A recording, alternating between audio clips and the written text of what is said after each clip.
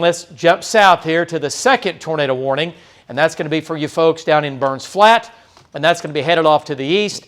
And what's your speed on that, Justin? What do you have that as? What'd you do that? I did 35. 35, yeah, that's about right. 35, moving kind of east-northeast to Fay, to Thomas. And let's get a storm track down on the southern storm here. And once again, everything moving off to the east-northeast at about 35 to 40 miles per hour. All right, Justin, forget it. Let's go back to, I'll tell you what, let's go to shear rate. Let's take a look at that. And let's get in on shear rate. Here's Oklahoma City, okay, Canadian County. And I want to point out where the areas of spin are right now. And again, Brandon's right here. This is coming in from the southwest. Are you out of FDR? Yes. Okay. And it's still not updating. FDR is a little bit behind there. Yeah, okay. What about TLX? Anything out of that right now? If not, we can go back to live. No big deal. Get radar data back. Okay. We're getting it back. Okay, yeah. all right.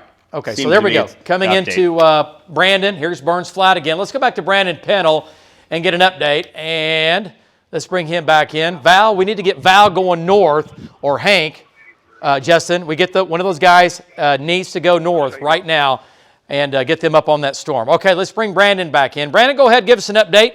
Tornado warning does continue. It's going to be just about on top of Burns Flat right now. Go ahead. Yeah, David, so we've continued to blast east. We're just now coming out of the rain. I can tell you that when we got in that core, when that southwest flank came around, it was just blinding rainfall and winds of about 45 to 50, maybe approaching 60 miles an hour on that on the RFD coming around that south side. We're getting back into south winds now. I can see the rain and the mist blowing from out in front of my truck.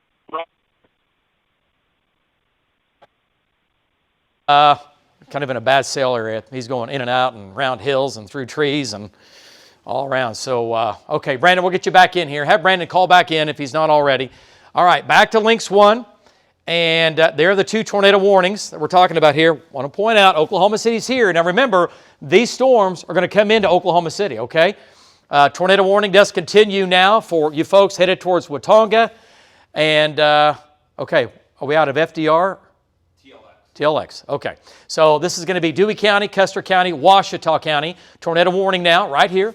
And here's Watonga. The next tornado warning is going to be down the line. These are the most severe parts of the storm. Okay, let's zoom in on this northern storm. And here's Watonga. Okay, so here's Thomas. Let's go to shear rate and see what it looks like. Okay, jump into shear rate. There's 1040. It's right here. The circulation is going to be west-southwest of Thomas, north of Custer City. That's the area of spin. If you live in Thomas, sirens need to be blowing, and you need to be in your safe spot, lowest level, and you need to go now. Okay? If you live in Thomas, if you live in Fay, tornado warning, there's the circulation right here. It's coming in on Thomas. It's going to go just about right on top of Thomas. What does max rot look like, Justin? Okay, right there. Okay, go back to shear rate. So it all lines up right where it should be in velocity, SVR, and then we'll do a base, okay? And go back to base velocity. All right, there's base, okay. A little bit murky, a little bit muddy, but you can clearly see it. Okay, so Thomas, safe spot, lowest level, center part of the house. You got to go, and you got to go now. This thing is hauling. It's not moving slow. It's a fast mover. It's dark. You're not going to see it. And there is rain shielding the tornado right now, okay? All right, back to the southwest. Let's jump in on this. And the circulation again now east of Burns Flat, or just about over Burns Flat. Let's go to shear rate and take a look. Again, we're tilted just a bit up. Okay, pretty close to Burns Flat. And we'll get a storm track on that coming up. Andrew, if we can, let's get a storm track on both of those cells. All right, so let's go back to Brandon Pennell. He's looking back to his west. It should be right behind him here. And Brandon, give us an update. It's right behind you, and it looks like it's still there, no doubt about it. Circulation is still fairly intense right now, it looks like. Go ahead, give us an update. Okay, David. Yeah, what it's going to be. Can you hear me? Yeah, you cut off for a second. Go ahead. Yeah, sorry, my headset. I lost connection with my headset. Okay, so we're out of the rain now, and I could look back to my north, and I could see a tremendous lowering. I'd say it's probably, the lowering looks to be about 3/4 of the way to the ground. I cannot see it on the ground, but I can tell you right now, we're fixing to give you a shot. I'm going to turn back and look back to the north right here. You're going to be able to see it in the lightning. So this is going to be you can see it clearly in the lightning right there. There's a substantial, I would almost call it a funnel. A large lowering. It's going to be probably, it looks to me, about maybe 1.5 miles, 2 miles east of Burns Flat. We're just on the south side, looking back to the north. I cannot see it's on the ground, but I don't want this core to catch me, so we're going to continue east with it, and I'll keep looking back to the north, and if I see anything that's, real bad or anytime soon, then I'll let you know immediately. Back to you. Okay. Hey, Brandon, by the way, your shot, it is down right now. You are in black. Okay. We'll get it figured out. Let's go back to Lynx 1. And, okay, so here it is. We have the 2 tornado warnings, once again, coming in on Thomas, going to Fay. It's going to make its way up towards Watonga. So Watonga downstream, you need to be thinking about getting up. If you live anywhere in and around Watonga, be thinking about what's coming in from your southwest, okay? Just don't unplug. Don't go to bed right yet. Let's let this thing move in and move on by. We have the 2 tornado warnings in effect. Let's go to, Andrew, are we on Lynx 2? Lynx 2 control room. And this is going to be the northern storm. And basically, we have the storm track starting where the circulation is, east of Thomas. Here's your timeline. Fay at 10:51. Watonga Regional Airport, that's on the north side of Watonga there, 11:14. Same for downtown Watonga. Romanos, 11:18. Hitchcock, 11:26. Omega, 11:35. Omega, again, about 11:37, the high school. Okay, let's jump south to the southern storm. Circulation right here. It's going to be Bessie. 10:46, we're almost there. Corn, 11:06. Weatherford, 11:17. That's going to be downtown. The police department, Weatherford, again, downtown, 11:18.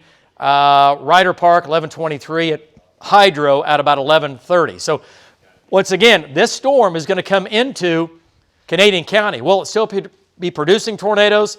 We will see. But this whole line is going to scoot into, and like we've been saying since last week, over the weekend and all day today, this thing is going to sweep right across the Oklahoma City area, and it could be doing this even into the metro, okay? So 2 tornado warnings continue. All right, let's come back down the line here. These storms are getting stronger as well into southwestern Oklahoma here. Let's go back to Lynx 1 control room, and we're looking at the strength of these storms here, and these are pretty intense now. These cores are coming up. Southwest of Brandon here, south of Elk City, west of Hobart, west of Altus. That's where Tom is. Let's go to Tom Pastrano, and we're going to bring Tom in here. His storm is severe.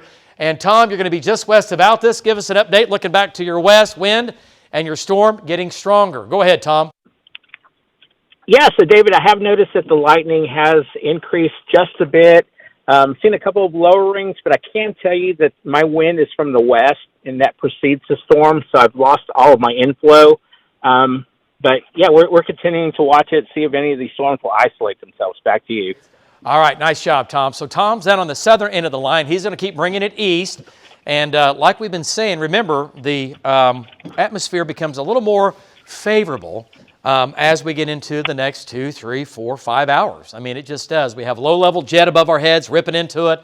The humidity from the Gulf of Mexico through Texas is increasing. So we're not extremely unstable, but we have enough instability and lots of dynamics to overcome the lack of instability. So that means you're going to have storms, they're going to spin, and some of these, again, like we've been saying all day, could certainly produce some tornadoes. Right now, the tornado warnings continue. Okay, back to Lynx 1, and here it is. We're talking about the main line running from Medford.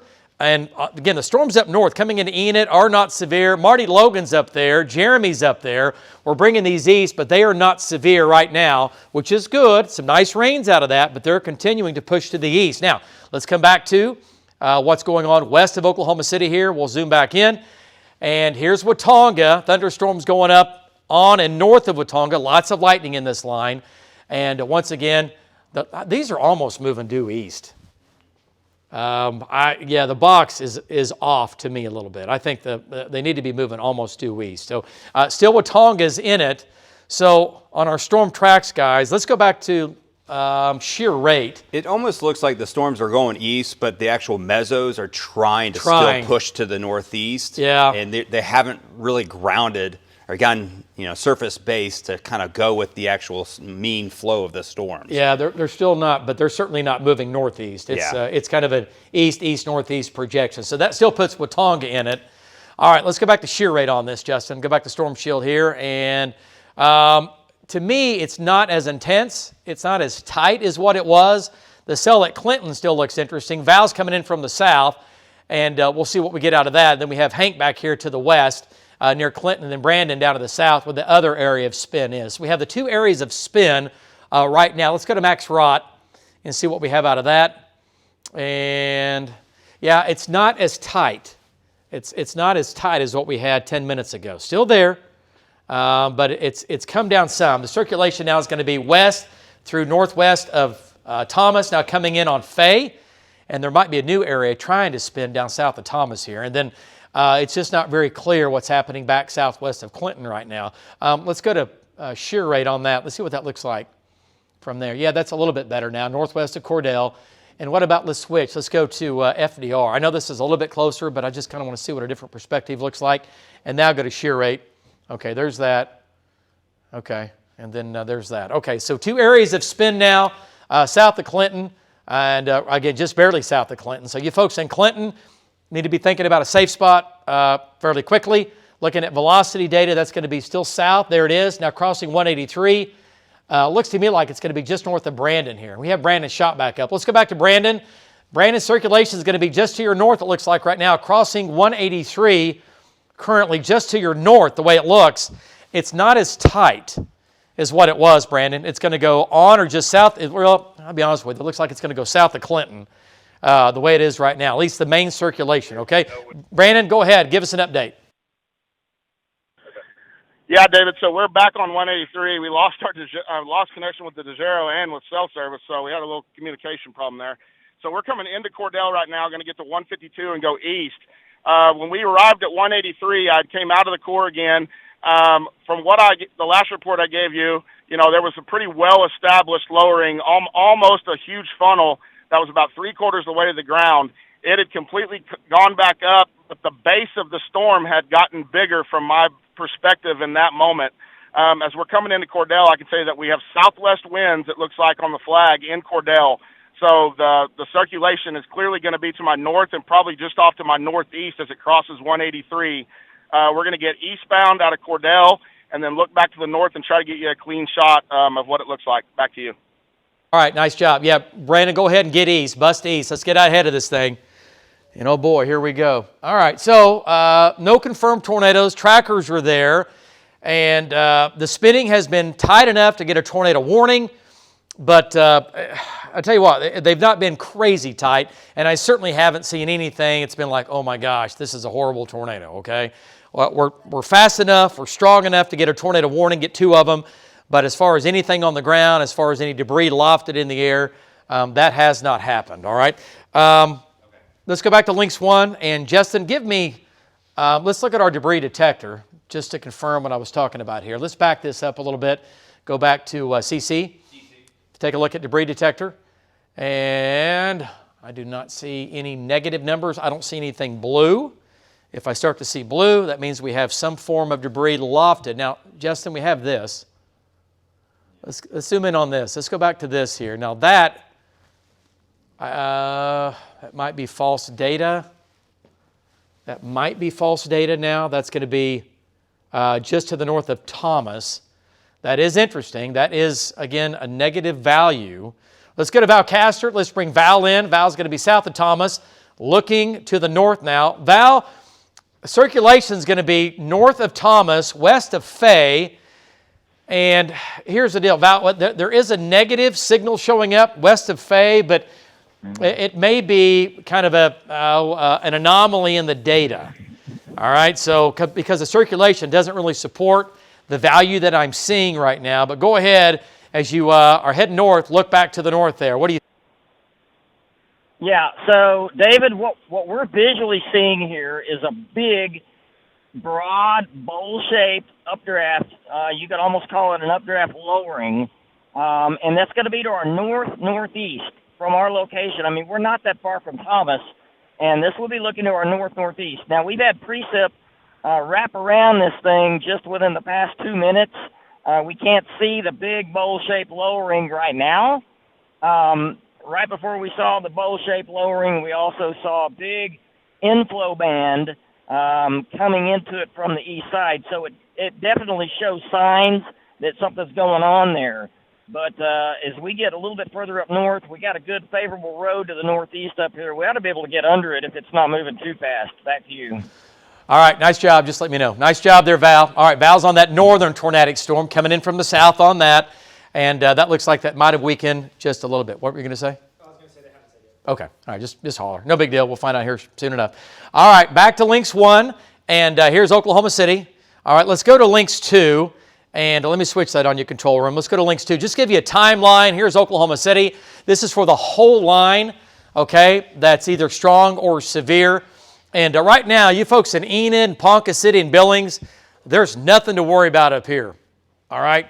A little bit of lightning, a little bit of thunder. You might have some small hail, but unless these get stronger, you're going to be just fine. We are watching it, but it's nothing out of control. From Medford down to Enid, it's going to go to Billings, Ponca City, Blackwell, Newkirk, Brayman, Perry. Everybody up here will get these storms, but nothing like what's going on from Blaine County back to the south. So Altus at about 11 o'clock, Kingfisher 11:12, Snyder 11:37, Perry 11:43, El Reno 11:48, Guthrie at about midnight, and we'll say Langston at about 12:13, Stillwater 12:15, Edmond at about 12:26, and Lawton at about 12:36. Downtown Oklahoma City, give or take, at about 12:42 in the morning, and we'll say Moore at about 1 o'clock in the morning, and Tinker about 1:02, give or take a little bit here, okay? But the bottom line is West Metro just before midnight, East Metro at about 1 to 1:30 in the morning. Shawnee will be a little bit later than that, okay? That's going to be the whole line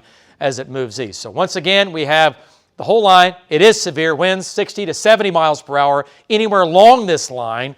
We've seen some wind gusts 50 to 60, and the 2 tornado warnings we have in effect right now are going to be flashing right here red. All right, let's go back to Links 1. And Justin, let's go ahead and zoom on in, take a closer look. Storms in the southwest are not tornadic. Let me point that out right now from Hobart back down to Mangum, west of Altus. This is a wind and hail threat down here, but that could change, okay? So don't unplug, don't go away.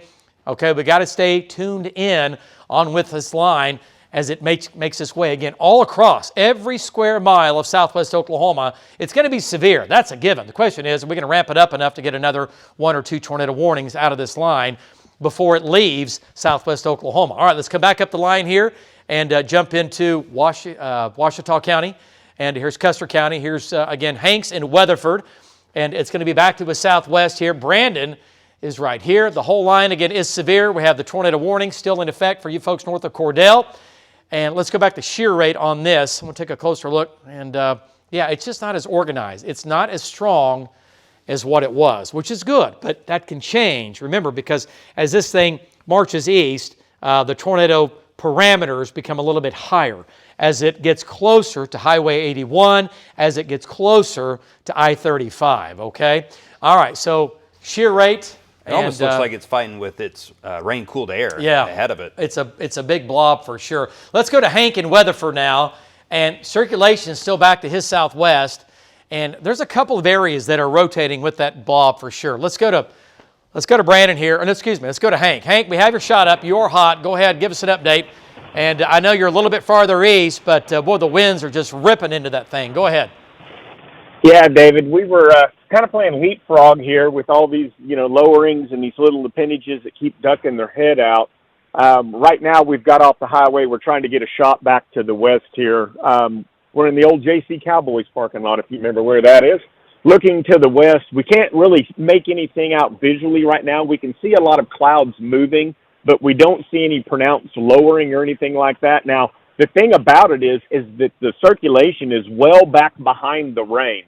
So, we've been in rain for 2 or 3 miles, and we're probably 4 miles out east of this, and we're still in the rain. So it's going to be very difficult to see, especially if you're trying to go outside and look at it and see something coming. It's going to be very difficult to see, but it's going to move right towards us where we're sitting at. So here in the next few minutes, it should get very, very close to us, David. Back to you. Okay. All right. Well, Hank's out ahead of it here. We're kind of playing leapfrog, okay? We have trackers on the tornado warning storms, and then one's out ahead of it. Just, keep this thing going. As they come at them, and then the other guys will stay with them, and we'll just keep this thing going, right? And we're just slicing and dicing. We're moving and baking and shaking all over the place with this whole line as it makes its way off to the east. So again, 2 tornado warnings in effect right now. They've come up, they weakened a little bit, and then they've kind of kind of holding their own right now. Let's put it that way. Here's your line running from, again, west of Altus now, but Justin was just pointing out, once again, there is the gust front out ahead of it. So the gust front is ahead of the line. So that means there is not going to be a tornado down here right now with the gust front ahead of the line. You can forget it. It'll turn, they'll spin, you're going to get some wind, you're going to get some hail, but if you can get the gust front to undercut these storms, forget about it. It's a wind and hail threat right now, and that's going to be from Altus down to the south. See that green line right there? Now, if the gust front gobbles it up, or the storm eats that and it slows down and it can get back into it, the tornado threat, yes, that could increase back to what we've been talking about here. So we'll have to wait and see. But either way, winds 50 to 60. Let's go back to Tom here and get an update from Tom Pastrano. And Tom, the gust front has gone through you. It's off to your east now. What have you seen so far as the wind goes? What's your maximum wind gust here in the last half hour or so? Yeah, so David, I came into the core, and the core winds are actually a lot less than they are ahead of the storm. So I've seen some pea-sized hail and some heavy rain, but overall, this storm hasn't been doing much. I kind of went to the center of the core, and it actually seems like it's weakening just a little bit. The lightning's just a little bit less than it was about 10 minutes ago. Back to you. All right, nice job, Tom Pastrano. Okay, Tom, do me a favor. Just keep going east. Just make your way towards Altus. And let's bring it into Altus tonight. So tell everybody hello in Altus as we bring this thing in. Right now, there is not a tornado threat headed for Altus. There is a wind threat. Winds maybe 50, maybe 60, some nickel and dime size hail. We can get through that. That's okay. Altus, you've had, that's considered a good day, right? All right, let's come back to the north now.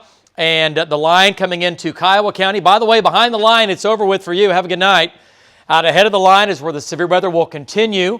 Right, and that will include Oklahoma City here over the next hour to hour and a half as it comes into the West Metro. But right now, the 2 tornado warnings continue. You folks in Weatherford, get ready. Faye up to Watonga. That supercell is still spinning, and you're thinking, that doesn't look like the Screaming Eagle. That doesn't look like what we talk about, like what we look for. No. And it's embedded in rain. It's messy. It's sloppy. It's all the above. And here's the thing. They're hard to track. There's nothing visual going on. These guys are in the middle of this, and they're looking through rain, they're looking through lightning flashes and wind to try to find these areas of circulation right now. All right, so here it is. By the way, here's Oklahoma City, Edmond, downtown Oklahoma City. Here's El Reno. Here comes your line now coming in on the Cherokee trading post, right? That's going to be right here, and everything, once again, moving east, still at about 35 to 40 miles per hour. And that's what we thought. That tornado warning there has been dropped with that, so that's good. Tornado warning has been dropped on the southern cell. That's what we were talking about. It just was not as strong as what it was. We still have the 1 tornado warning going on just to the west and southwest of Watonga here. Let's go ahead and zoom on in, and then we'll check in with Val Castor. But even that circulation continues to come down some. It's spinning down, not spinning up, not getting stronger. It's actually getting a little bit weaker right now. We'll see what it does. It can change, but this is going to be west of Watonga now with the tornado warning. With that, let's go to Val Castor and bring Val in. It's right here. It's pretty close to Faye, or just barely north of Faye, it looks like, by a few miles. Val, circulation to your north. It's messy, it's sloppy, and wow, it's moving off to the north there. Still northeast, Val. Go ahead, give us an update. Yeah, I think we're making up a little bit of ground on it here, but when you say it's messy, it's sloppy, you are dead on, David. That's what's going on here. A lot of rain, but we've seen tornadoes spin up in junky mess like this. We saw one the other day almost spin up in southwest Oklahoma. It happens. All it takes is a good mezzo, and all it takes is that to just amplify and ramp up all of a sudden. So obviously the storm still has some spin to it. It's not super organized at the moment. Earlier we could see a big old bowl-shaped lowering with the storm and a big, I guess you could say, inflow band coming into it from the east. That's a sign of a pretty strong storm. I think that's right on the other side of the rain from us right now, and we are not far away from getting out of the rain, which ought to allow us to see the structure of the storm just a little bit better. So that's what's up. That's what's going on here. We're going to go east towards Watonga here in just a minute. Back to you. 800 feet. Okay, nice job, Val. So we'll see what happens here. And again, we were talking here off air, and Val's talking about the same thing. That area continues to spin down, which is a good thing. Spinning down, good thing. Spinning up, not so good, right? At least with that right now as it makes its way into Blaine County. All right, let's go to links 1, and I want to look at storm strength, okay? And anytime, and again, it depends on the day. Some days you can get a tornado and you're only up to the greens. I'm talking about, we're looking at VILs, if you will, and the strength of the storm overall. And we have greens in here, but notice what's happened here. See how we've lost some of that and we're back down to the yellows? We've lost some of the oranges and reds we were cranking out here about half an hour ago. So the trend was way up, and now the trend is a little bit kind of holding its own. But conditions are still favorable for these storms to really, really keep going and possibly get a little bit stronger as they approach Highway 81 and as they approach and cross over, once again, I-35. Okay, so that tornado warning is now gone for Clinton and Weatherford. Great news for you. Here's your line, and we call this a QLCS. It's a quasi-linear convective system. It's just a squall line, and in this line, what you can get are individual true supercells or these little what we call subvortices. They're very small little mesocyclones that will spin up on the front lip, and you can get these small little areas of circulation along the line as the line is advancing east. We have a strong jet stream overhead coming in from the southwest. We have a strong low-level jet about 3,000 to 5,000 feet above our heads coming in from the south. So you have winds at opposite or basically at nearly 90 degrees in opposite direction, blowing at a high rate of speed. So anything that goes up in that environment with winds doing this on a piece of air, it's going to spin, right? Doesn't mean you're going to get a bunch of tornadoes, but these storms are spinning, and there are different rotations, again, in this line. Okay, let's come back into northern Oklahoma. And speaking of those northern Oklahoma storms, I was just looking at mesoanalysis and some of the parameters up there. That line is almost ahead of the instability axis. Looks like these storms to the southwest, they're kind of hanging back, so they're in that rich, good, unstable air where those storms where Marty and Jeremy is. It's kind of struggling as they go to the east. So that's, watching the radar, they have trended down. They have, and also the only thing that might keep these going or ramp them up some is that, what's here is going to be making its way up there, but these are already advancing pretty far east. I mean, yeah, they're moving east. Let's go back to Vance, and let's take a look at what these look like up here, just so our friends up in Kay County and Grant County see what I'm talking about. I mean, folks, this is right now, this is garden variety. Showers and a few thunderstorms. Medford, nothing. Enid, you're good. Ponca City, down to Perry. Now, could that change with this line? Yes, but right now, there is nothing that's just ramping up that we're concerned about right now for northern Oklahoma. Could change. We're watching it, okay? Even hail sizes. I mean, there's no hail up there. If there is, it's not enough to matter. It's super, super tiny. And the storm strength up north, notice how we're losing some of the some of the greens. We're back to the blues here. So the storm strength, those storms continue to gradually weaken even up there. All right, let's go back to this storm here. Here's El Reno. This is the one storm that has the tornado warning on that, and Jeremy's coming south. Let's bring him in here. And here's Watonga. Area of circulation now west of Watonga. And it's still there, but it's nothing like what it was. Let's go to shear rate here, Justin. Take a closer look at shear rate. And it's gone. I mean, basically, it is gone compared to what it was. Yeah, it's a far cry. Even when we was looking at the Vilcor, that storm itself is weakening. It is weakening, for sure. Yeah. Basic, no circulations left. No. Okay, go to velocity. Let's just run through them here. It's broad. Yeah. Okay. All right, and go to base just for fun. Okay. All right, and go back to max rot. Let's just run through it. Yeah. Okay, that's expired too, so that's going away. Okay, so what we're left with now is the strongest part of the line running from that storm is still strong west of Watonga back down to west of Hank. Here's Brandon, west of 183, okay, in southeastern Ouachita County, back down to Hobart, back down to Altus. The whole line is severe. This is what I was talking about earlier, though. We were talking about the gust front is now out ahead of the line. Forget the tornado threat, not with that. Not going to happen. The winds have undercut. That is a green line, or that's a west wind. And to get a tornado, you got to have an east or a southeast wind or an east wind ripping into it, and you don't. You have a west wind coming out ahead of it here. Out ahead of this line, you've got a southeast wind, but not up against a storm. So forget it.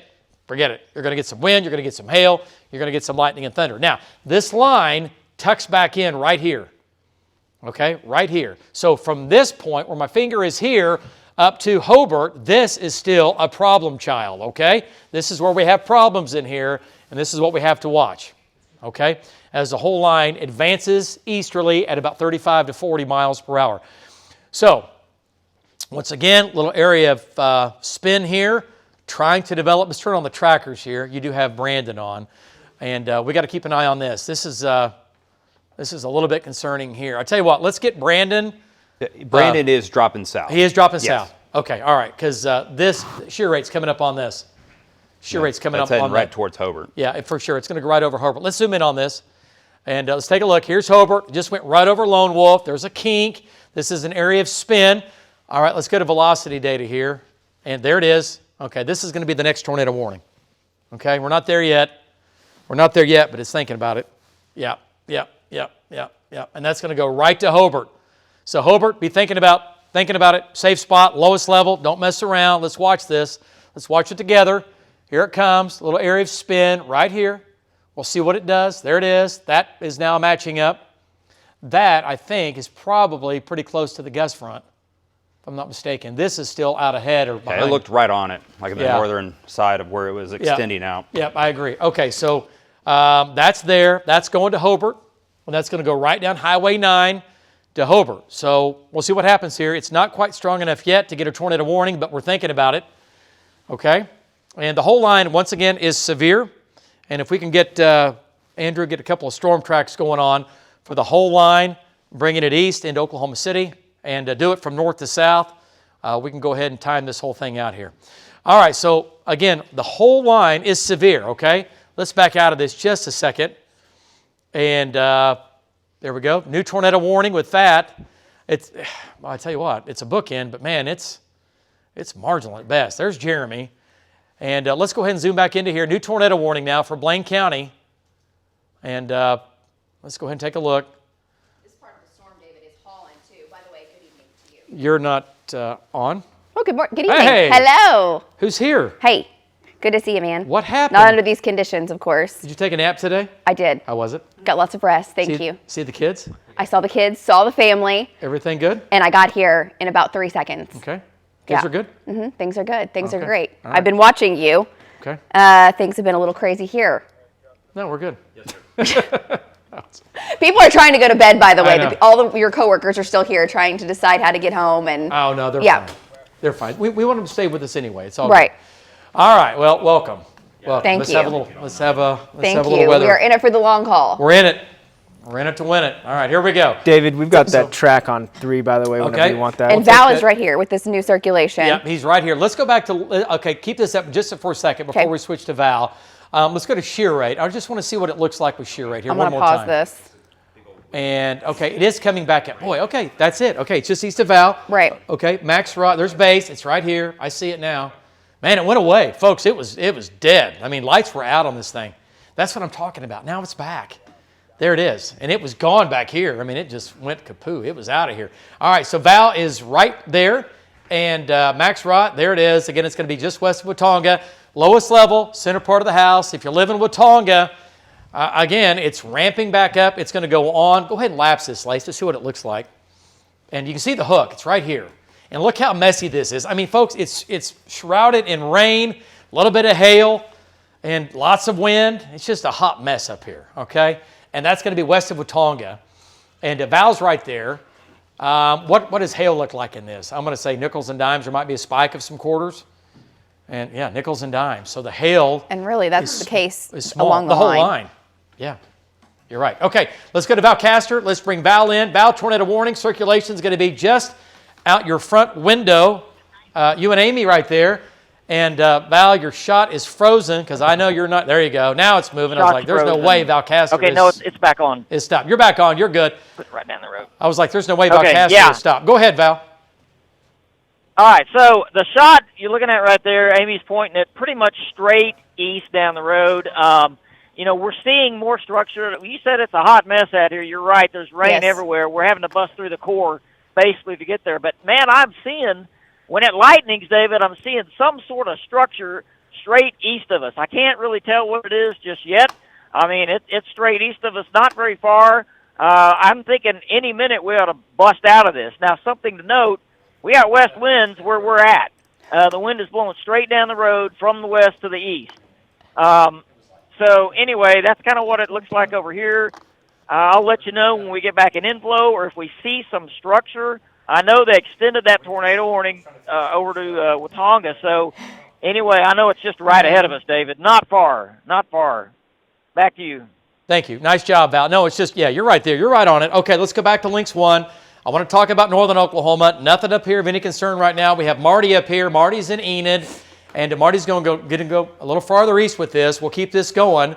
And have these come up at all? This one might be coming up. That's what we were talking about. The moisture is going to get better up in here. And the storm strength, yeah, these are coming up now. So let's keep Marty going east. The lightning has picked up a little yes, bit. Yes, these are getting stronger because they're getting into a more favorable environment. These things are alive and breathing, okay? What do they need to survive? They need as warm as you can get, right? And they need moisture, right? And you got to have the jet stream. And, we're like baking cookies. You got to have all the ingredients. I get it. But you don't have to have a whole lot of everything to get you a big problem, okay? So that's what we're talking about right now. But that storm's coming up now. And let's go ahead and zoom in on that, Lace. Let's take a closer look. I just want to talk about this real quick. And then we're going to jump back south. And this is up in K County. There's Bremen. That storm's going up. It's going to go right over Bremen. Okay, that'll go west of Blackwell. But that is coming up, so keep an eye on that. See that little hook there? Little cyclonic shear going on. Nothing crazy, but little bit of an inflow notch right there. Right there. And again, nothing nutty, but we're watching it. That's going to go right across K County, right? And it's increasing some, but we don't see anything that's like, oh boy, here we go. All right, let's go back to reflectivity up here. Okay. And just take a closer look. Let's take a look at that. There it is. Yep, hail core's coming up. All right, so Bremen, Newkirk, from there north, keep an eye on that storm. Storms from Lamont down to Garber, doing okay. Nothing crazy out of that. And then we jump south here from Enid down 81. And these are just some intense cores with some wind 50, 40, 50 miles per hour, maybe some nickel and dime size hail, but certainly nothing crazy out of that. All right, let's come back to it here. Tornado warning does continue for Blaine County. Folks in Watonga, boom. What was that? Go back to that. This is out of Vance, David. So now I'm hitting this at about 4,000 feet, and you can see right over Watonga. North side. The circulation is increasing there. Yeah, there it is. Val's right under it. Yep, there you go. Val, let's go back to Val now. Getting stronger now from just north. It's just on the north side of town. Val, circulation getting stronger. Scan by scan, north side of town. There's the donut hole now. Okay, I see it. There it is, Val. North of Watonga, though, Val. I know your roads are a nightmare. Okay, go ahead. Give us an update. All right, we're coming into Watonga on the west side of Watonga right now. Our winds abruptly shifted to the south, about 2 miles back. We have strong south winds where we're at. It was west before, but now Amy's got the camera to the northeast, which is right where you're talking about, and we can see a base over there. I keep looking real close. I'm going to roll my window down here. I keep looking real close for any power flashes. I'm not seeing any power flashes yet, but it's definitely maybe on the north side of Watonga, in that general area, David. Back to you. Yeah, no doubt about it. Okay, you are exactly right. Well, Val, your roads are a mess. You're going to have to keep going east, and then we'll figure it out, right? I know you know what you're doing. I don't need to tell you that. I'm just talking out loud here. All right, let's go back to Lynx 1. And here's Watonga. Here's the circulation out right on the bend. And again, this is going to be just north of town. Here's Val coming into Watonga right now. And that's going to head up to the northeast. And I have a storm track on Lynx 2, David. Okay. That portion of the storm is moving 45 miles per hour. I just measured it. You did mile? Yes. Okay, 45? 45. Now, that could slow down, and it is turning right a little bit more, but that's the latest track. Okay, so here's that. Is this the storm track you just did? Yes. Okay, so Hitchcock, 1124. Lacey, 1147. Hennessy, 1158. Bison, 1203. Vance Air Force Base, South Enid, 1211. Enid, downtown, 1216. Let's do Breckenridge, 1226. So Enid, right? You've had a little rain move through. This thing, unless it weakens, it's going to probably go on or south of you. You still have time. What time is it? I've lost all control on time. It's 11:17. 11:17. Yeah. Oh, there it is. Thank you. Hi. So you still have a little ways, okay? Enid, yeah, you still have a little bit. You got a good hour here. But again, it's moving. It's moving. But now it's getting tighter now. You folks in Hitchcock, Lowest level, if you live in between Hitchcock and Watonga, lowest level, center part of the house, and you got to go now. You cannot wait, okay? And let's zoom back in. This thing's really tight. Let's go to links. Let's go back to links back to links 1 control room. And links 1, we'll zoom back in and here. I was just looking at the rest of the line. Hank's storm is strengthening a little bit too, David. Also, your mic's not on. Oh, yes, it is. Hello? Go ahead. There you go. It's all right. The world can hear me. You can't. Oh, you sound great now. So right now, the Hitchcock storm, yes, tornado warned, but Hank's storm further south near Weatherford also circulating a little tighter now. Yep. I want to point out, this is, okay, here's Oklahoma City. This is going to be to our northwest. Circulation now is going to be southwest of Hitchcock. Val is making his way east. Justin, are we getting Jeremy? Is he going west? He's going to go back north up to Hennessy. Okay. Yeah, bust him north, get him west, and let's get him, well, actually, yeah, you know what? He's north of the river now. The roads up here are mile by mile. He has some good roads. It's just racing at 45, so I wanted to make sure that he took the main road up to Hennessy at least. Yeah, that's fine. Yeah, get him north and get him west, and then we can drop back south. Yeah. Okay. Is he moving? Yes. Yeah, okay. All right. This area down here is showing some signs. When it went through a little bit of spin. Hank was in Weatherford. It had 45 to 50 and dime to nickel size hail. Okay. When he was going through that storm in Weatherford. Yeah, okay. Yeah, I believe that. And look at this little thing down here on the north side of that. Just saying. Yeah, it's also spinning. Yeah. Is that little book in there? Okay. All right. That was the original tornado warned storm off to the southwest, Yeah. the southern one. So it's still spinning. Yeah, no doubt about it. Okay, let's go back to, let's jump into southwestern Oklahoma here. Brandon is now going to be just east of Hobart here. He's in southern southeastern Ouachita County. Hobart, severe storms coming into town right now. See the green line? There's your gust front, no risk of a tornado. From that green line back to the south. That is behind the gust front. You have a rushing wind blowing to the east, undercutting all the storm. So you get some wind and some hail in here, but that's all you're going to get, okay? Now, when this tucks back in from about Hobart up to the metro, up to Enid, this is all open here. There's plenty of inflow coming into the line of storms. The low-level jet is impressive right now above. So anywhere along this line, and this is how it's going to be for the rest of the night, basically off and on, is that we're going to get spins. They spin up, they try to do something, or they spin down. And then we get a new area of circulation, and there's no rhyme or reason why you get one 30 miles north, it develops and goes away, and you get one 20 miles south. It's just how it works, right? And winds are moving in all different directions and different speeds, so you get areas of spin along this line. Okay, so severe storm, the whole line running from north of Altus now all the way, now almost into the West Metro. Let's go back to reflectivity on this. Okay. Just see what it looks like. And there it is. The whole line is severe. Quite a bit. Turn the lightning on. Earlier we had like 5,000 strikes like in 10 minutes. It was insane. And this is in 15 minutes. Yeah. So, okay. That's still quite a bit. And let me show you this, the Vilcor, David, the storm strength of this. Yep. Because there's still those cores that intensify and weaken. So we were on a strengthening phase near Hobart. That storm has come down just a notch in the last 10 minutes. Yep. Earlier. And again, every day and every event is different, okay? It just depends on what the day is giving you. But earlier, we were having the oranges back here. See the oranges popping up? And that's kind of where we've been so far today. Lots of orange. Well, now we're back down to the yellow here. So that's weakening, okay?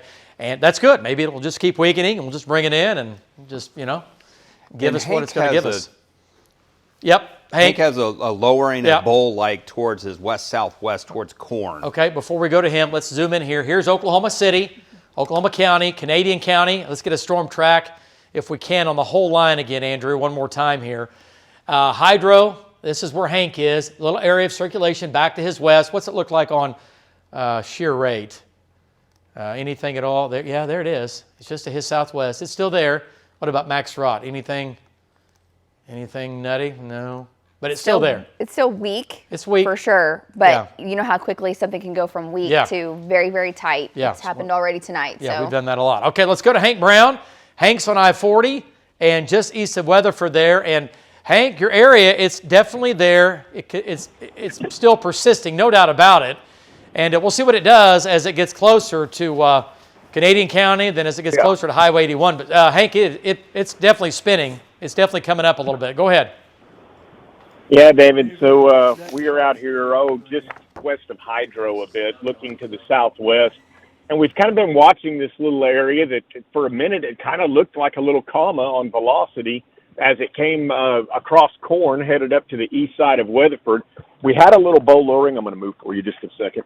We had a little bow lowering just to our west a couple of minutes ago. That bowl has seemed to have gone away now. I'm going to move the truck just a little bit so Patty can get a shot, because we've seen another little area right here that's a lowered area. So just over that house, I'll turn my lights down, there's another little lowered area right there. Can't see anything hanging down. It's not like a tornado hanging down, but it is kind of a new little bowl-shaped funnel, or not funnel, I'm sorry, a little bowl-shaped lowering that keeps kind of just, this whole thing is morphing as it kind of leaps and moves and back and forth. So we're just kind of leapfrogging with it and, just trying to wait to see if it can get rooted and break away a little bit where it could start spinning a little bit more. Back to you, David. All right, nice job, Hank. So Hank, again, on I-40, along with Brandon is well south, and then Tom's farther south. But he's just talking about that area of spin that's, again, just west of Oklahoma City, out near Weatherford right now. All right, the big view, Lynx 1 looks like this. The tornado warning, we have one still in effect. We'll jump back in here with Val and Jeremy coming up here in just a second. Here's your whole line. The storms in northern Oklahoma are getting stronger, no longer severe, and then they are severe, running from Kingfisher, Blaine County, all the way back down to north of Altus. And again, everything, you can see everything here moving northeast, but at the same time, pressing east. Not as fast. They have definitely slowed down. So Andrew, keep that in mind. They definitely have come down on their eastern, they're racing northeast at 40, but we need to kind of figure out our speed here as far as the eastern speed, because they're not moving at 45 easterly. We all know that. Okay.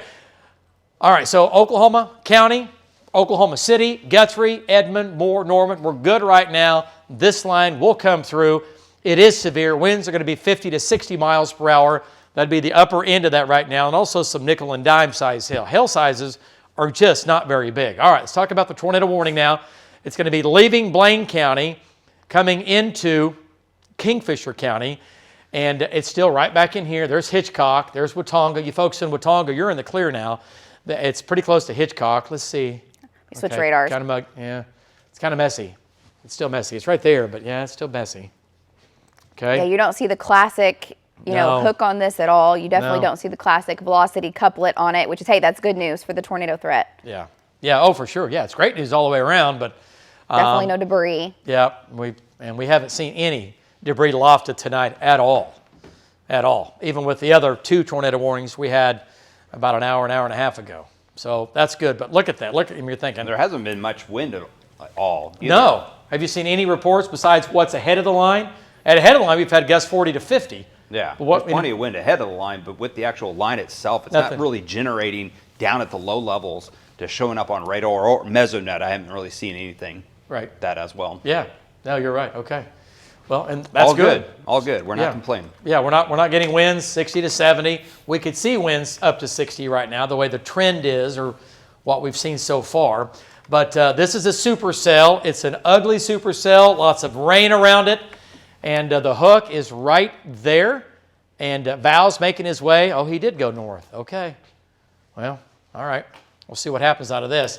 And here's Jeremy now to the northeast, looking back to the southwest here. Let's get an update from Jeremy Carter and bring Jeremy in here and get a quick update. He's on 81, making his way back to the north, coming into the south sides of Hennessy. There he is, swinging the camera around. Jeremy, that camera looks great. I love it. I love it. Go ahead, Jeremy. You're looking off to your west. You're going to intercept that supercell as it makes its way to your northeast. You're going to be there coming in here pretty hot here in about the next 20 minutes or so. Go ahead, looking off to your west and southwest. Oh, certainly, David. Certainly, David. And I've been watching it really everything's just ticking up and ticking down. And in Hennessy right now, there's actually quite a bit of rain falling, or say light rain. But it's been that way all throughout the night for me. I'll be really interested to get back in there and see what I can find, David. Back to you. Okay. All right. Well, Jeremy, I know you're going to get west and then back southwest. and be on the northeast side of this thing as it comes in. That shot there from Hennessy right now. All right, back to Lynx 1. David, yeah. If you want to take Lynx 3, you're asking about some timing questions. Okay. I've got the storm timeline set up on there if you want to take that. Nice. And again, this will include most of the metro. We're looking at Kingfisher. Again, right here, there's Kingfisher, right? 1134, Ponca City. It's knocking on your door. You're on the northern fringe of this at about 1152. Perry, about midnight. Snyder, 1207, back into southwest Oklahoma. El Reno, at about midnight. El Reno, coming into El Reno. That's the west metro. Stillwater, 1241. Edmond at about 1248. Downtown Oklahoma City, 1 o'clock in the morning. And Pawhuska at about 1:15, and Moore at about 1:24. That's going to be Moore Norman at 1:24 to about 1:35 or so as it makes its way into the metro. So West Metro, once again, we're looking at about midnight. East and Southeast Metro at about 1:30 to 1:45 to nearly 2 o'clock in the morning, all right, because it's moving easterly. Every cell is kind of racing northeast, but the whole line itself is moving easterly at about 30 miles per hour. Okay, so lots of heavy rain in here, obviously, blinding rains, heavy rain, and hail sizes, nickel and dime size hail. All right, back to Lynx 1. Show you the trackers here lined up. And let's go to Marty Logan here, get a quick update from northern Oklahoma. Marty's going to be east of Enid. And Marty, bring you in. Your storms are getting stronger up there, Marty. They are intensifying. The lightning's increasing. The intensification is definitely changing here in the last half hour as these get stronger as they make their way now east of Enid. But Marty, what do you think? Give us an update. Lightning's increasing as well. Go ahead. Yeah, and you got to stay out ahead of these storms, and I'm on Highway 74. I'm looking back to the southwest, back down towards the tornado-warned storm where Jeremy's at and all the rest of the guys. Not seeing anything right now, but good vantage point to be watching back that way as that thing moves up towards Enid and up here towards this area. So I want to stay here, keep watching it. Back to you. Marty Logan, Justin, and I, and the weather team, we were talking. There is an area of weak spin now developing just to your southwest. It's going to be just northwest of Covington, about 5 or 6 miles down Highway 15. If you just keep going east a little bit here, Justin will help you out. It's going to go right over 412. Again, not crazy spinning, but it's definitely spinning more than what it was just 10 minutes ago. So we have to keep an eye on that as the atmosphere up there is becoming a little more favorable to possibly get more storms to spin. All right, let's go back to Lynx 1. Come down the line. Here we go.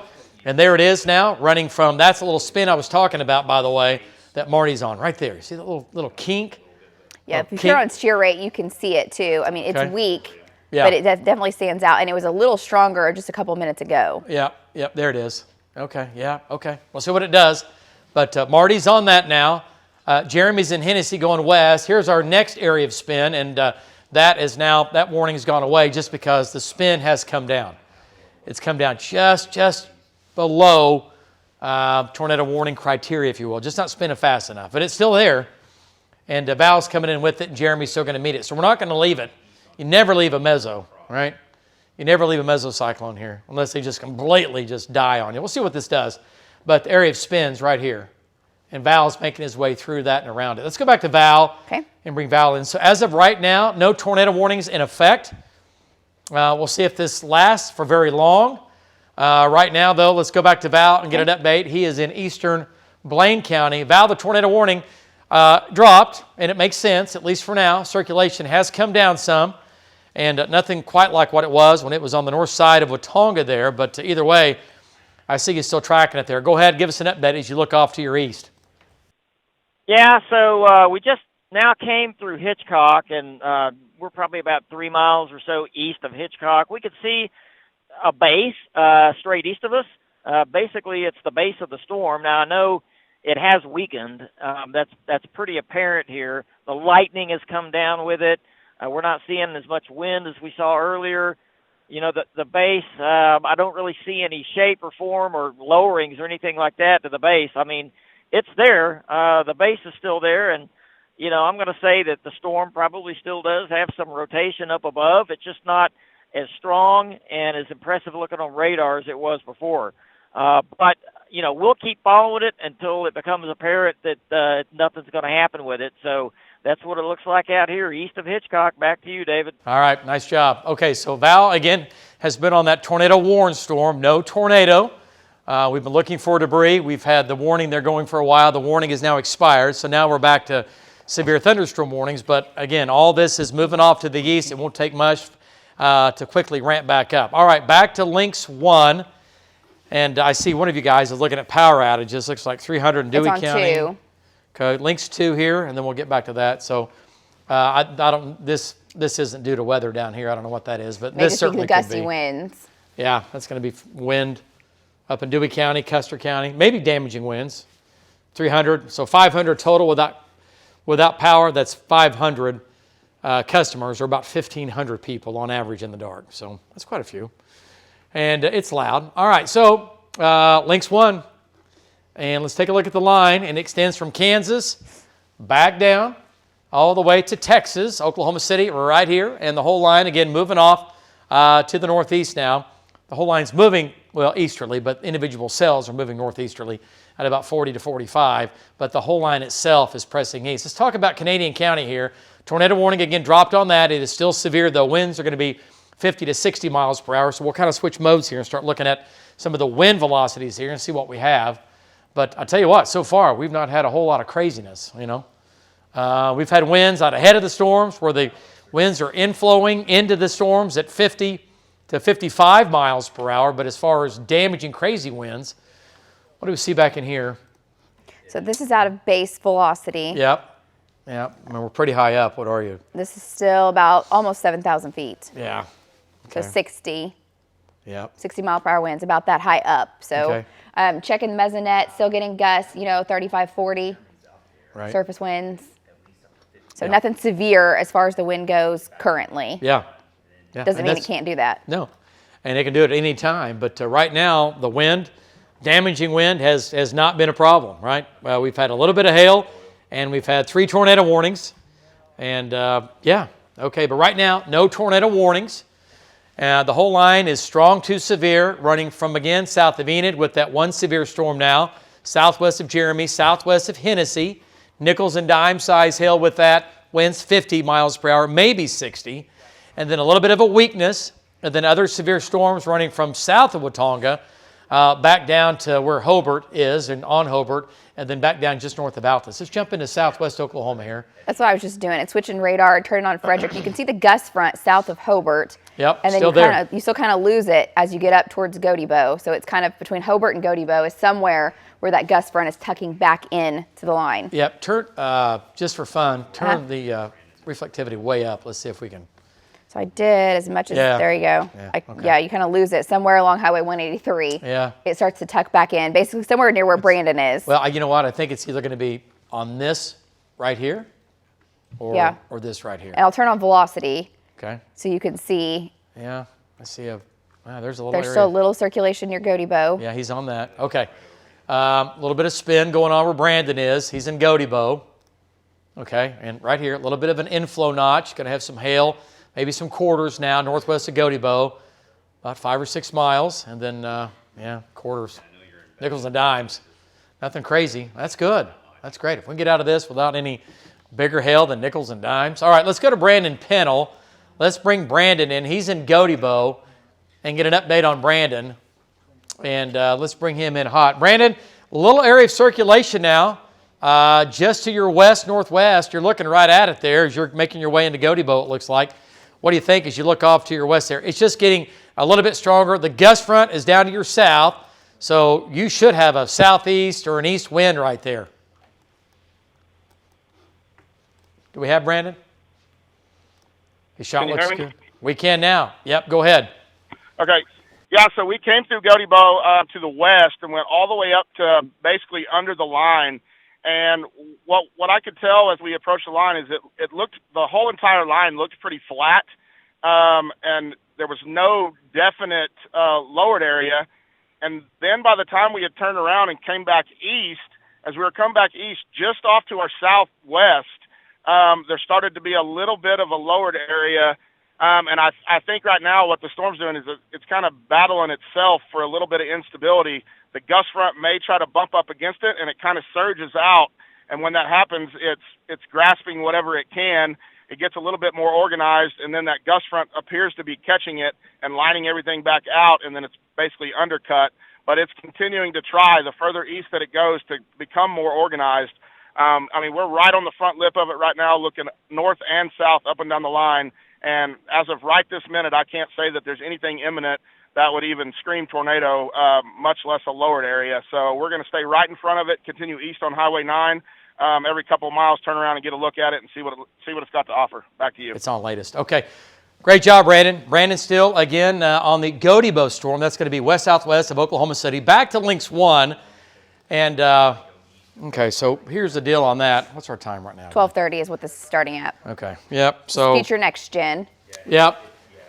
That's pretty good. Can you back it up just a little bit? Will it back up some? And again, this is just a computer model that we use. It's one of many. But it's doing a pretty good job, right? This is going to be at 11:30. It's slightly ahead, but man, not by much, right? It's pretty much on track to what's actually going on in the atmosphere. So let's go from there. Let's bring this in. This is Future Next Gen Live, Future Radar, Ponca City, El Reno, Yukon, down west of Lawton, right? And then 12:30 to take it on out if you want. Let's see what it does. There's 1 o'clock, 1:30.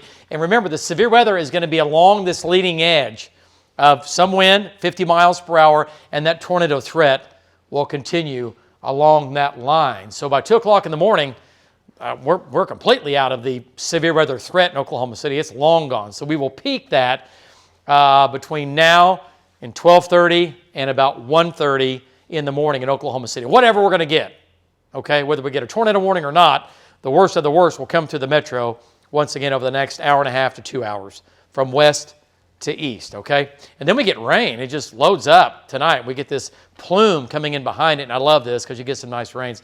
And no joke, it's going to snow tonight out in our panhandle. Yeah, I know. Welcome to March, right?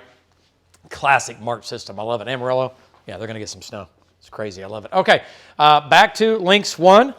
And right now we have the whole line advancing easterly at 35 miles per hour. Individual cells racing northeast at 40 to 45. Largest team of trackers in the nation. They are out right now. We just keep kind of rotating through our shots there. No tornado warnings right now. That could change with the whole line as it makes its way northeast. Marty's on that cell up here. His keeps strengthening, David. That's Marty's storm? Yeah, I could just, instantly tell. If you just look at it, you can see the core coming up with it and looks a lot, storm strength increasing with it, Okay, so that didn't take long. All right, Marty, and there it is, a little bit of a kink right where Marty is. What does shear rate look like? God, it's right on Marty. It's close to him. It's weak. It is still weak. You can still see where the rotation is just south of Marty. Yeah, right here. And Max Rot, there it is. A little bit of it's right here, a little bit of a kink right there. So we'll see. But if you live, again, north of Perry, over to Red Rock, Sears, Marlin, near and around Sooner Lake, you need to be, again, watching this. It's not even severe right now, but it won't take much to flip a switch and possibly have some problems. But right now, we're doing all right. It's just heavy rain, lightning and thunder, and life is good, okay? All right, but this other severe storm back to the southwest, once again making its way off to the northeast. So this storm is severe. This is the one we had the tornado warning on it. That is now gone. Circulation has come down. And Jeremy now is west of Hennessy. Val is making his way east into Kingfisher County. There's Val's GPS. There's Jeremy's. And nothing in here right now is crazy tight. We still have that circulation spin right here, but it's far cry from what it was. Okay, then we've got another area of spin back here where Hank is. We've been keeping an eye on, and then down to the south. Yeah, what do you got? Hank on 40 there. Yep, go ahead. Through the rain, he did have a little bit of a lowering base.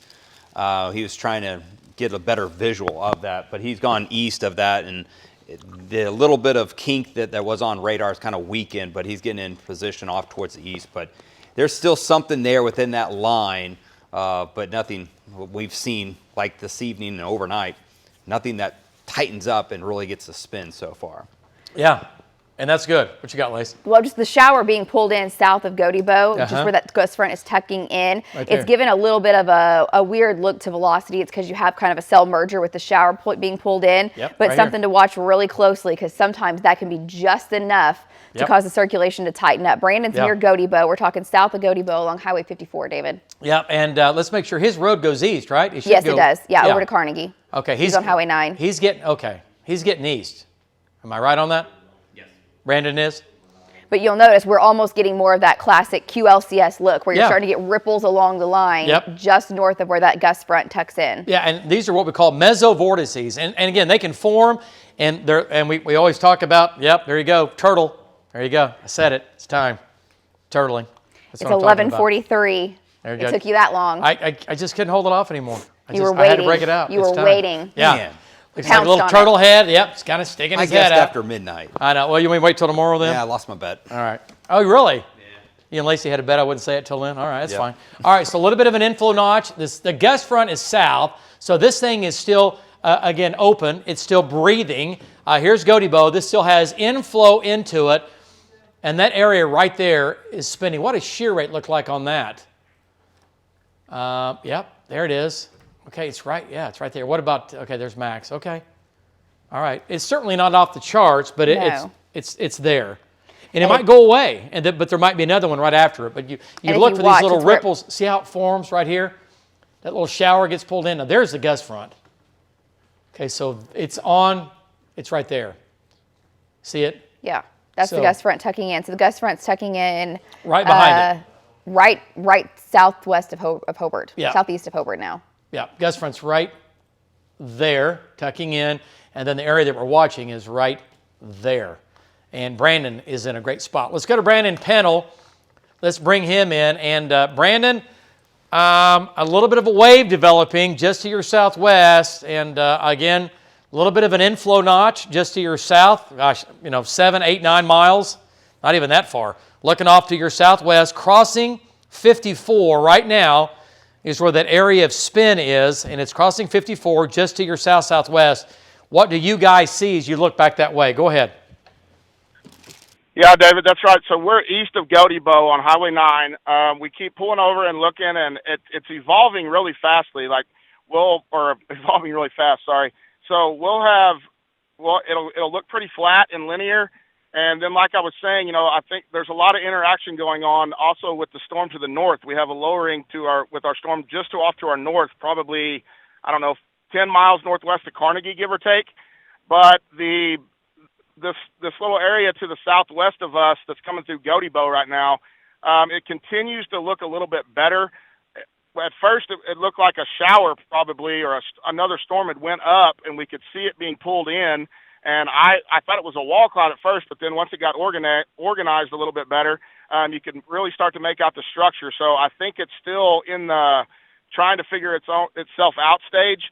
But we're literally, for being nighttime, we are right here with it. We have a pretty good visual. I know the camera shot is pretty dark right now, but we go a mile east, and we've got strong south-southeast winds. And as soon as that line starts to approach us, our winds immediately switch to the west. So it's a battle zone right here, right on the leading edge of this storm. So we're going to stay right in front of it. We'll be right here if we see anything that gets wild. Back to you. Yeah, you can do both. Okay, yeah. We can do both. We can do that and then side box. It's all good. Okay, back to Lynx 1. And there's your line. Again, not severe in northern Oklahoma, not quite yet, but we're getting stronger. Marty Logan is on that. And then Jeremy and Val are on that cell. Hank's in the middle. Brandon down here. And all the way down to Alta. So here in Oklahoma City now, coming into Canadian County, your phones are going off, right? And for a lot of you now, because Canadian County now is now under a severe thunderstorm warning. So everybody, if you've gone to bed a little bit early tonight, here we go. Welcome. Thanks for joining us. And we're talking about this line of severe storms now coming into Canadian County. It's going to make its way across the city. Moving east. Now, you're thinking, it's not moving east. Yeah, well, it's moving individually northeast. It's a conveyor belt of convection, but the actual blob itself, the actual squall line, is making its way east at about 30 miles per hour. Is it even moving that fast? It looks like it's slowed down. So slow to me. Well, that's 15 minutes. And if you look at the eastward projection over the last 15 minutes, maybe a mile or two. Yeah, it's moving northeasterly, and so far not getting that easterly shove. No, it is slowed. The southern end is moving a little faster to the east. Yeah. Well, the good thing about this, rain rates are going to be good. We're going to pick up some nice rain out of this. This is going to set the stage. The rain we had last night and this, we're going to green up like crazy coming up the next couple of weeks. We'll start it anyway. Yeah. The next week, the next couple of weeks. This is a great rain. For the wheat belts, man, of northern and western, even southwest Oklahoma, this is good. Weatherford's up to 0.6 of an inch. Today? Yes. And they picked up about a half an inch yesterday, I think. Bessie 0.4, Butler 0.43, and then 0.32 in Elk City. Yeah, okay. That's good. Western Oklahoma, you get a half an inch of rain. Yeah, that's good. It's really good. Okay, so the whole line is severe now coming into the West Metro. And nothing in Oklahoma City right now. You're looking at NextGen Live. That's our 1,000,000-watt dual-pole radar. And it is lit up, right? And if you're flipping around, you're going to see delayed data. I get it. You're not going to see delayed data on News 9. Delayed data is bad data. All right, so there you go. A little bit of wind now coming out of Weatherford here. And what do you have there? Is that 50, 45? It was 50 when I looked at it earlier, 56, some 60. Okay, how high are you right there? Still about 6,000, almost 6,800 feet. Yeah, it's a very similar location to where it was when we checked it 15 minutes ago. Yeah. I mean, it's barely moving. Yeah, it's not moving. To the east. Yeah, racing northeast, right. Pretty good clip. Barely moving east, which is a problem. I mean, rain amounts are good, right? And actually, I'll be honest with you, that might bring down the tornado threat some. These keep training over the same area. And eventually it should get a shove east. When it does that, it will. It would increase the tornado threat. But yeah, right now, currently. Yeah. No, it no doubt about it. It will when the wave comes out. We have a big ball of energy with the jet stream that's going to come out tonight. So this line that looks like this is going to become like this, like a north-south line, and then it's actually going to tilt into the negative tonight, or it's going to go from this to that. That's what we have coming out tonight. And when that happens, you can increase that tornado threat. For sure, the damaging wind threat, right? These storms possibly could get stronger as we get into the next couple of hours, okay? As we get closer to I-35, the environment with the jet stream, the moisture increasing, should be more favorable for these storms to get stronger, okay? As it comes down I-40. All right, so Brandon's still back here on the kink. And what's that look like? Okay, now it's gone now, what we had earlier. But look at where Brandon is. Yeah, he's on what's left of it, I guess. What's it look like? Okay, there's that. He's looking to his north, and he says there's a lowering that's impressive to his north. Who has that? Brandon. Okay, let's go to Brandon Pennell. And Brandon, we have your shot. Circulation now, it's going to be just barely west and north of you, it looks like, not by much. Just barely. I know you're going east, and that's fine. Get over to Carnegie, then we'll figure out where to go from there. What do you think looking at it back to your northwest? Kind of hard to tell with the city lights. Go ahead. Yeah, David, that's right. I was just telling Justin, I'd mentioned in that last hit that we had another lowering to our north that looked like it was like 10 or 15 miles or so northwest of Carnegie. As we've came east, it's a well-pronounced lowering. I can't tell, about rotation or anything like that. You can just definitely make it out with the naked eye in the lightning that, it's pretty impressive right now, and we've got strong southeast winds at our location feeding back up into that. So, and it continues to visually to me to look like it's organizing. It looks like the updraft itself it looks pretty crisp. So I wouldn't be surprised if maybe there's even starting to be a hell core up in there. Just looking at it visually at what I can see through the lightning right now as we go east out of Mountain View. So we're gonna continue east just on the south side of this, and then when we get to Carnegie, evaluate it, and we're going to continue to watch just off to our southwest as well. Back to you. Okay, yep, that's right. Just keep going east, and here's what's going to happen. This is going to get a little farther east. Low-level dynamics are going to kick in, and the atmosphere, the winds in the atmosphere right now above your head are getting stronger, and that's all favorable for these storms to hold their own and increase, and that includes the threat for, again, maybe some larger hail, but more in the way of stronger winds, 50 to maybe 60 miles per hour.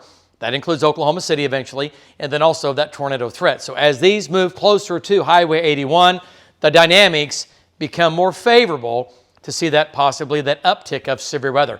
Let's go back to what you got, David. Andrew. I just wanted to give you an update. Yeah, So you were asking about storm reports. There was a wind damage report way back in Roger Mills County from about a couple hours ago. An unoccupied barn and a vehicle had some wind damage earlier when that line was progressing through. Obviously, things are quiet there now, but there was a damage report for severe wind there. Okay. All right. Well, there we go. So we've had a few, but not that many. Okay. And that's good. Hopefully, we'll keep it just a few, and we won't have that many. All right. If we had a little more instability today and tonight, it'd been Katie bar the door, and we'd been like, oh boy, here we go. All right. We've had quite a few tornadoes, and we're not out of the woods yet. I'm not saying that, but we still have enough problems to get through with this as it makes its way through. All right. Let's go back to Lynx 1. And this is where Brandon is, watching this little kink here. See how it's kind of faded a little bit, not quite what it was, okay? But the intensity of the line is still strong, no doubt about it, still severe, with winds, again, 50 to maybe 60 miles per hour. So it's coming into, now we're going to be coming into Caddo County, so Fort Cobb, Carnegie, Anadarko, it's coming your way. Then the line goes all the way back into southwestern Oklahoma. And watch right there, see how we go from the yellow or the green into the yellow? It's, again, intensifying, getting stronger. And it is moving east, too. It is getting an easterly shove on that southern end. Yeah. We're finally getting a little bit of a push. So, and once that starts, these are going to start to accelerate. Matter of fact, it's just like in the last, 10 minutes or so. Yeah, this is a 15-minute lapse. But you still look up at Canadian County, nothing has advanced any further than basically the Cherokee Trading Post. No. Nice rains still there. Dry in El Reno. Yeah, I miss chasing and going out there and stopping there. Yeah, that area. Hank's right there, too. Yeah. And the bison. Still have the bison there next door? You stop in?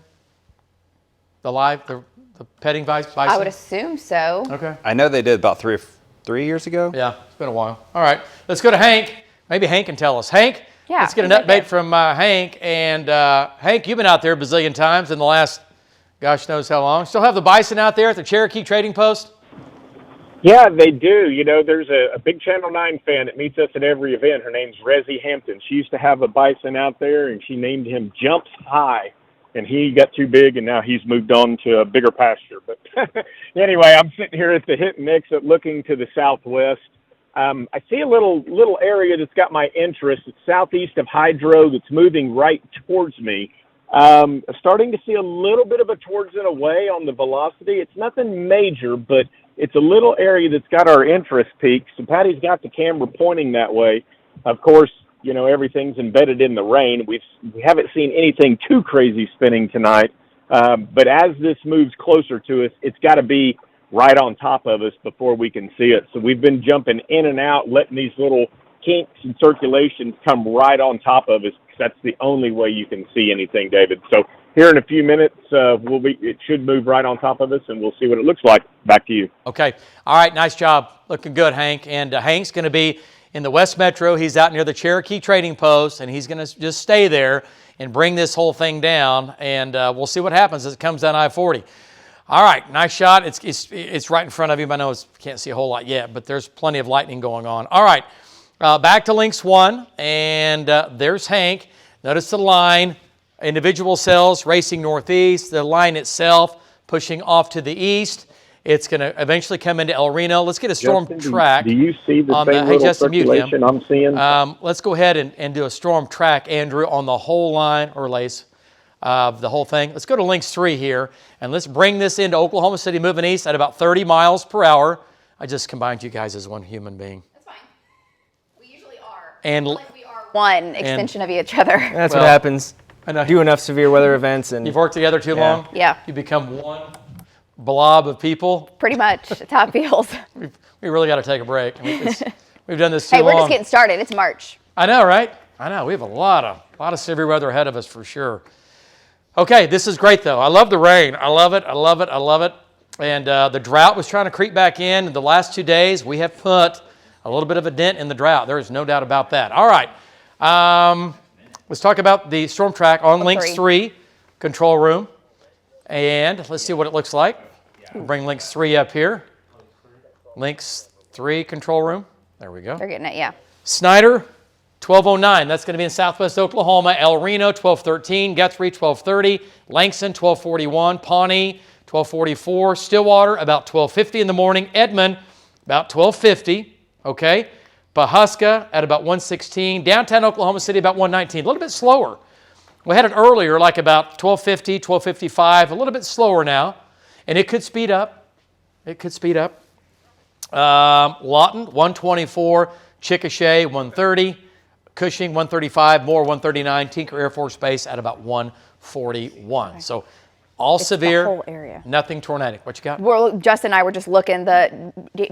Jeremy's winds are increasing. And then if you look at the line, the whole area basically in the West Metro is increasing, yep. David. That whole area, winds are coming up. Shear rate is increasing to the north of Hank, to the south of Hank. Hank's right there on I-40 near the Cherokee Trading Post. So that's shear rate. Shear rate increasing near Colony, between basically Colony and Lakiba on Highway 58. I'll put it back on reflectivity. You can see the hail cores are coming up. So just the intensity of the storm is ramping up between Colony and Carnegie and then also in Canadian County. And I'll lapse it. We've got a little bit more of an easterly shove, but still these are training over the same area. But we're on now an uphill climb of strengthening, basically. Yeah, no, you are right. And you can see the core here coming up. Wind velocity data is coming up some.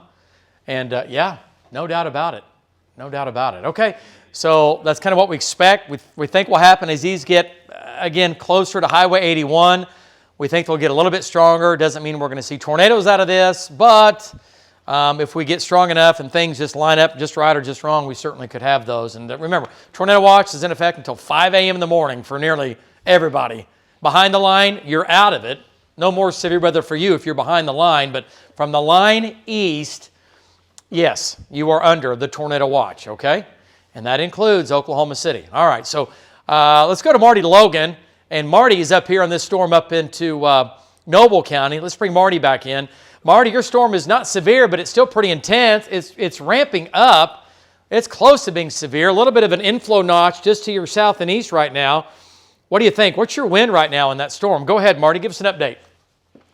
Well, can't really tell you about the winds. I am in a tremendous rain right now, and I'm going north on 35. We had an area up here with a had a little bit of a lowering, and it was approaching I-30. Whoa, I just hydroplaned, so I'm having to slow down a little bit. I mean, it is coming down in sheets up here right now. I think I'm at about mile marker 201, 202, northbound I-35. Right now, I can't tell you much because it is completely socked in with the rain. David, back to you. Marty, looking right now at the storm, I can see the lightning too really has ramped up with that storm. So very heavy rain. If you don't have to get out and travel, obviously right now, let this pass on by because just the rain alone makes it difficult, David, not to mention the wind and the potential for small hail. And then we're still watching an area of circulation further to the south of Hank, David. Well, yeah, and turn the lightning off. And like you say, ponding on the roadways. If you got to get out tonight, remember this is going to come into the metro, and it's not just going to blast through. It's going to rain for a couple of hours in Oklahoma City. We might have there's a chance we get some localized flooding going on as this moves in. Okay, so if you work a night shift or you're going to be getting up and going to work, it's going to be pouring eventually, and it's going to rain and pour, and we might have a little severe weather that's going to go on for a while. Okay, so just kind of keep that in mind. All right, so there's Hank, and let's talk about the circulation here along that line. Let's see what it looks like now. Okay. Pretty good hail core, small hail overall, and a little bit of a kink there. They're trying to get a couple of these to show up. I don't see anything organized, do you? No, I don't either. A little bit of a kink maybe, a little bit. And boy, that's what we have to watch, man. Stuff like that it goes from nothing to everything in just a matter of minutes. Right, now this is interesting down here, and that's still out ahead of the gust front. Right, Brandon's right there. radars. Yep. Okay, how smooth that is. That's what you worry about. It starts to get so kind of a razor fine, sharp edge. Yep. Which is great right now. That means everything's rushing in one direction. But yeah, and also, and that didn't look like that an hour ago or an hour and a half ago. It was pretty ragged and it wasn't quite this smooth. And now it's smooth now, and you want it to stay like this. But what happens is we start to see these little kinks, these little mesovortices will pop out. They'll pop their head out. And sometimes they spin up and we get a brief tornado, or they spin and we get nothing, all right? But they're short-fused, short-lived, okay? They go up fast, they do what they're going to do, and they're hard to track. We're pretty good at it, and we've done this a long time. But man, they're our worst nightmare. I mean, they go up so fast, and it's just hard to get on them. But we do, and we've hunted them down, and we've tracked them down for many years. All right, so the line's still severe. Again, north of Snyder, and then from there all the way up to Brandon here. Let's turn on some of the cities here, maybe a few more cities. Okay, what I've done, I was just turning reflectivity all the way down so you could see that gust front and where it is. Yeah, it's right here, right? Yes. And it ramps back right here? Yeah, basically up to Highway 19 is what I'm seeing, maybe 115. Yeah, no, I think you're right. I think it's right here. So that's the gust front. So anything from there down to the south has a west wind blowing to the east. So there's no chance of a tornado down here.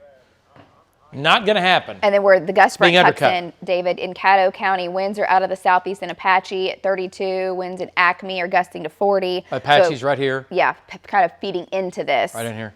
Yeah, maybe turn on just a few more cities. Okay, here we go. On that. Yeah, there's Apache, Fort Cobb, Fort Cobb Lake, Nowhere, Oklahoma. Best place ever. It is. Anadarko, Apache, this is all just to your west. You still have plenty of warm, moist air flowing in at the surface and then rising up into this line. Down there, you have wind blowing out of the line of convection. So that will eliminate that tornado threat south of where we are right here. The tornado threat does continue along this part of the line, right? A little bit of an interesting feature there. I know it's not connected yet, but it's being absorbed. That shower, yep. That little shower went up, and that sometimes can spark a little nuttiness. Watch how the hail core peaks right when it pulls it in. Yeah. Too. Yeah. Right there. Did. Yeah. I know. And sometimes that's all it takes to get just a little disturbance right there. Yeah. It's just a ripple. Remember, this is all fluid, right? Just a river of air. Yeah, it's definitely trying to think about it. What does shear rate look like again? It's pinpointing where those are merging. Yeah. It's got it. I mean, it's definitely. Yeah. And what about max rod? Anything? Probably not. Yeah. Not yet. Uh-oh. Okay.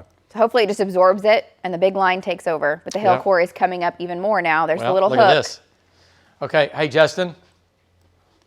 We got to get, I know Brandon's been playing this northern thing, but we got to be thinking about this.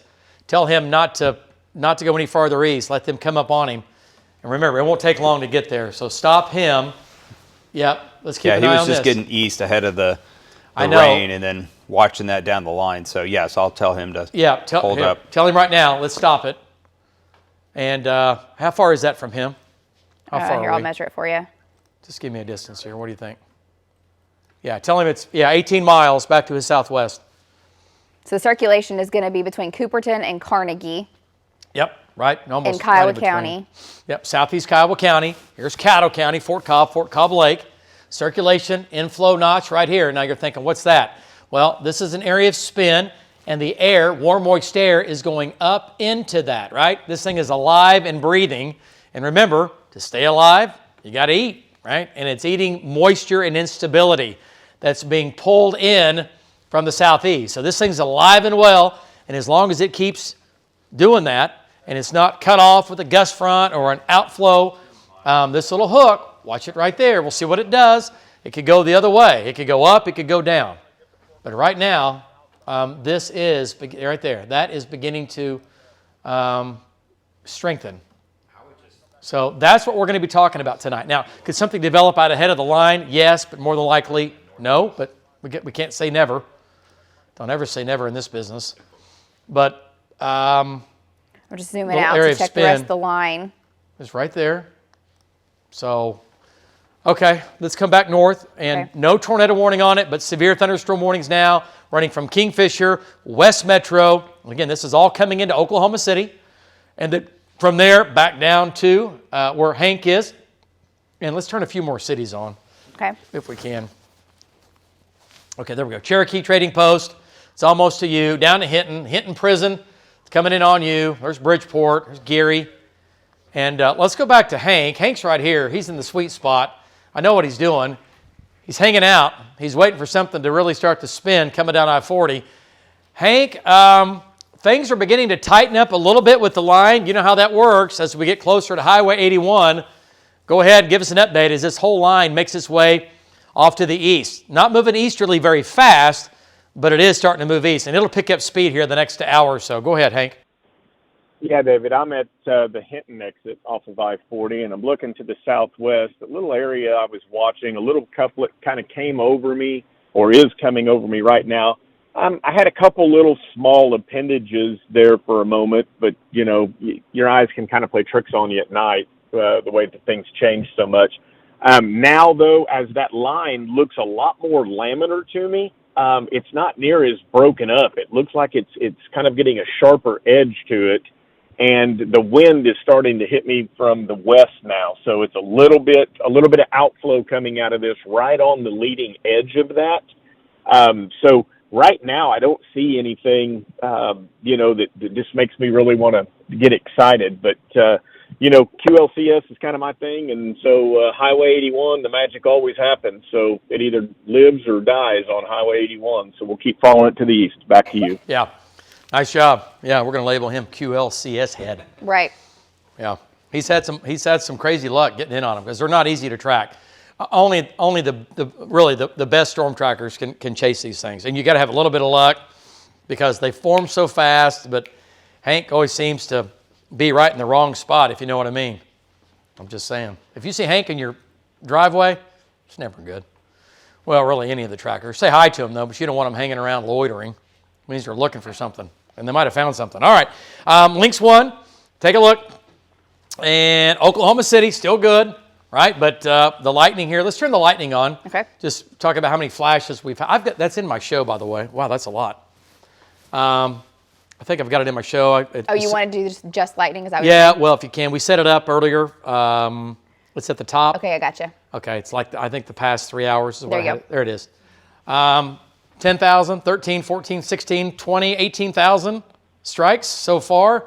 And I think I had it set for 3 hours. Yeah, and there's still, about 800 customers without power. Okay. And that's basically Dewey and Custer County. Right. So take this, bring it east. This is going to take up Oklahoma City. Kids are going to be running to your room tonight. Oh, they're loud for sure. It's going to get loud as this comes on in. There's a lot of lightning in here. There's a lot of lightning in here. And again, total now, 19,000 strikes. What are you taking it back to? What about the last, just curious, what about the last half hour? Just real quick, just kind of give it a, and again, you can use lightning just like many of our other tools to look at intensity if we're going up or we're coming down. And just kind of see what it's done here the last half hour, 45 minutes. It's not updating. Okay. Well, it's a lot of lightning. It likes this one. 18,000 strikes. Yeah, that's a lot. Okay. All right, back to Lynx 1 and the whole line. Again, marching east. Western Oklahoma, I want to point out, you're out of it. Taloga, Clinton, Elk City, Sayre. Yeah, you're good. This is it. Now, tomorrow, fire danger out here is going to be high. The wind's going to crank 50 to 60 miles per hour. And you've had some moisture the last couple of days. That'll help you, but watch the fire threat tomorrow in northwestern, western Oklahoma and the panhandles, okay? We're all going to be windy tomorrow, but really windy, and you've been drier in the west. All right, so this is a good rain, though. And the rain amount, there's one. There's a solid inch there. 1.7. Yeah, look at that. That's nice. That's a great rain. We average about, this area averages, 3 inches or less out here in the month of March. And you've already picked up, inch and a half. So, hey, take it. All right, so the main line, Ponca City, down to west of Perry. Let's go ahead and zoom on in. We'll start you up north. No tornado warnings in effect right now. Severe storms now, though, coming into the West Metro. Looking for areas of spin along the line. Marty is in that, but nothing crazy up here. We've had a couple of kinks. We've had a couple of swirls. We've had a couple of spins. But the whole line is definitely stronger than what it was. A little bit of an inflow notch right there. That's gone. And we've had a couple down here. See how fast they form? You look for these little notches. See that little notch right there? You look for that, and then if it does something, well, hang on. If it doesn't, great. But that's what we're watching for right now, okay? That's why we're going storm to storm, scan to scan. All right, as we come back down the line, once again, nothing crazy in here. Jeremy's going to be east of Hennessy. Val is going to be back to the southwest. There's nothing in here right now that's just out of control. And Val's making his way south. What does reflectivity look like over Val right now? Okay, still just to his west. Yeah, he's staying out ahead of the main core. A little bit of hail, nothing crazy. Now, a little bit of small hail. But, man, I tell you what, it is having a hard time moving east of that Okarche to Hank line. I mean, this is 15 minutes, but I'm going to take the laps back even to 45, and you can see everything is training. I mean, crossing Highway 81 near Okarche, that's 45-minute laps. It has been raining in the exact same location for 45 minutes. Yeah. I mean, it has pumped the brakes. It's great. So good. This is exactly what you want, right? Yeah, if you're in that 30-mile stretch, it's great. Yeah. Where it's raining heavily. Yeah, but the good news is it started out west, and it's been making its way east. So we need to get this through the metro, and I think we're still going to have some severe weather, but also it's going to give us some nice rains. And we really, if this trains too long in Oklahoma City, remember we have a lot more concrete, so we don't get the absorption like they do out here. So what do we get out of that? Well, we get more flooding issues, right? The runoff isn't as good because we have a lot of concrete, unlike Western Canadian County, where a lot of that runs off and soaks in. Okay, so there's your line running from where Hank is down to Hinton, down to and just west of Carnegie. There's your hail core at Carnegie. Looking for little heads here poking out. Looking for anything that looks a little weird, like a tiny little hook. I don't see anything. I don't see anything weird. All right, there's something there southwest of Brandon. What's that? Where's our thing down here? Where did it go? Well, it's kind of a bulge now. If you look, David, and there you go. Yeah. So it's almost trying to bulge out just a little bit. Okay. The winds are probably increasing some near Carnegie. Yep. We've been talking about Carnegie for 45 minutes too. I know. It's just been sitting there. Yeah, rain gauges are liking it. Yeah. And then between there and Godebo, it's been a great rain. And you're looking at shear rate, looking for little areas of spin, a little bit of a kink there, a little bit of a kink there. This is, again, well north of the gust front, which means this is, again, still in prime area to possibly get something to spin up and ramp up and maybe give us a tornado warning. All right, so trackers are, man, they're all over the place, running from northern into central into southwestern Oklahoma. And storms now coming in on Snyder. That is getting a little bit bigger for sure now. That's the latest radar update. I'm going to take that's out of TLX. I'm going to switch back to Frederick, and it's actually a little further north. So, okay. Frederick has a different. Same time? This radar's closer. Yeah, this radar's just closer, lower to the ground. Yeah. Your FDR right now. This is Frederick. Yep. Okay. Okay. Yep. But you can watch how it's doing that. You say it's rippling, and that's what it looks like. It pulls that shower in, pushes to the north, pulls the next shower in, pushes to the north. Yep. There it goes. So that's how fast. I mean, we can go from just a smooth line to a kink, and then we get something spinning, and then we possibly get a tornado along this line. I'm not kidding you. Before 10 years ago, we just didn't have as many QLCSs. I mean, I worked the morning show for 18 years. I'm telling you, it was. And we've covered them every spring, every fall. Every spring, every fall. It's been the last decade. Yeah. That we've just had so many, and they've been right in Oklahoma City, or at least in the metro. I mean, it's just, I don't know. It's just the weather is just like anything in life. It's but they may go away for 10 years, but it just seems like the last 6-7 years we've had a lot of those spin-ups. We still have our big supercells. We still are the tornado capital of the world. The metro is still the tornado capital of the world. But we continue to get an increase in these little bitty spin-ups some nights. And again, it's late night, early morning that we have this happening. But either way. All right, so we're tracking it. Brandon's right there. Let's go to Brandon Pennell and get an update. And then Andrew or Lace, let's get a storm track and try to figure out the time on this whole thing coming into Oklahoma City. All right. Moving east 15. We're going to go 15 or 20 on speed. I mean, it's not moving 30, that's for sure.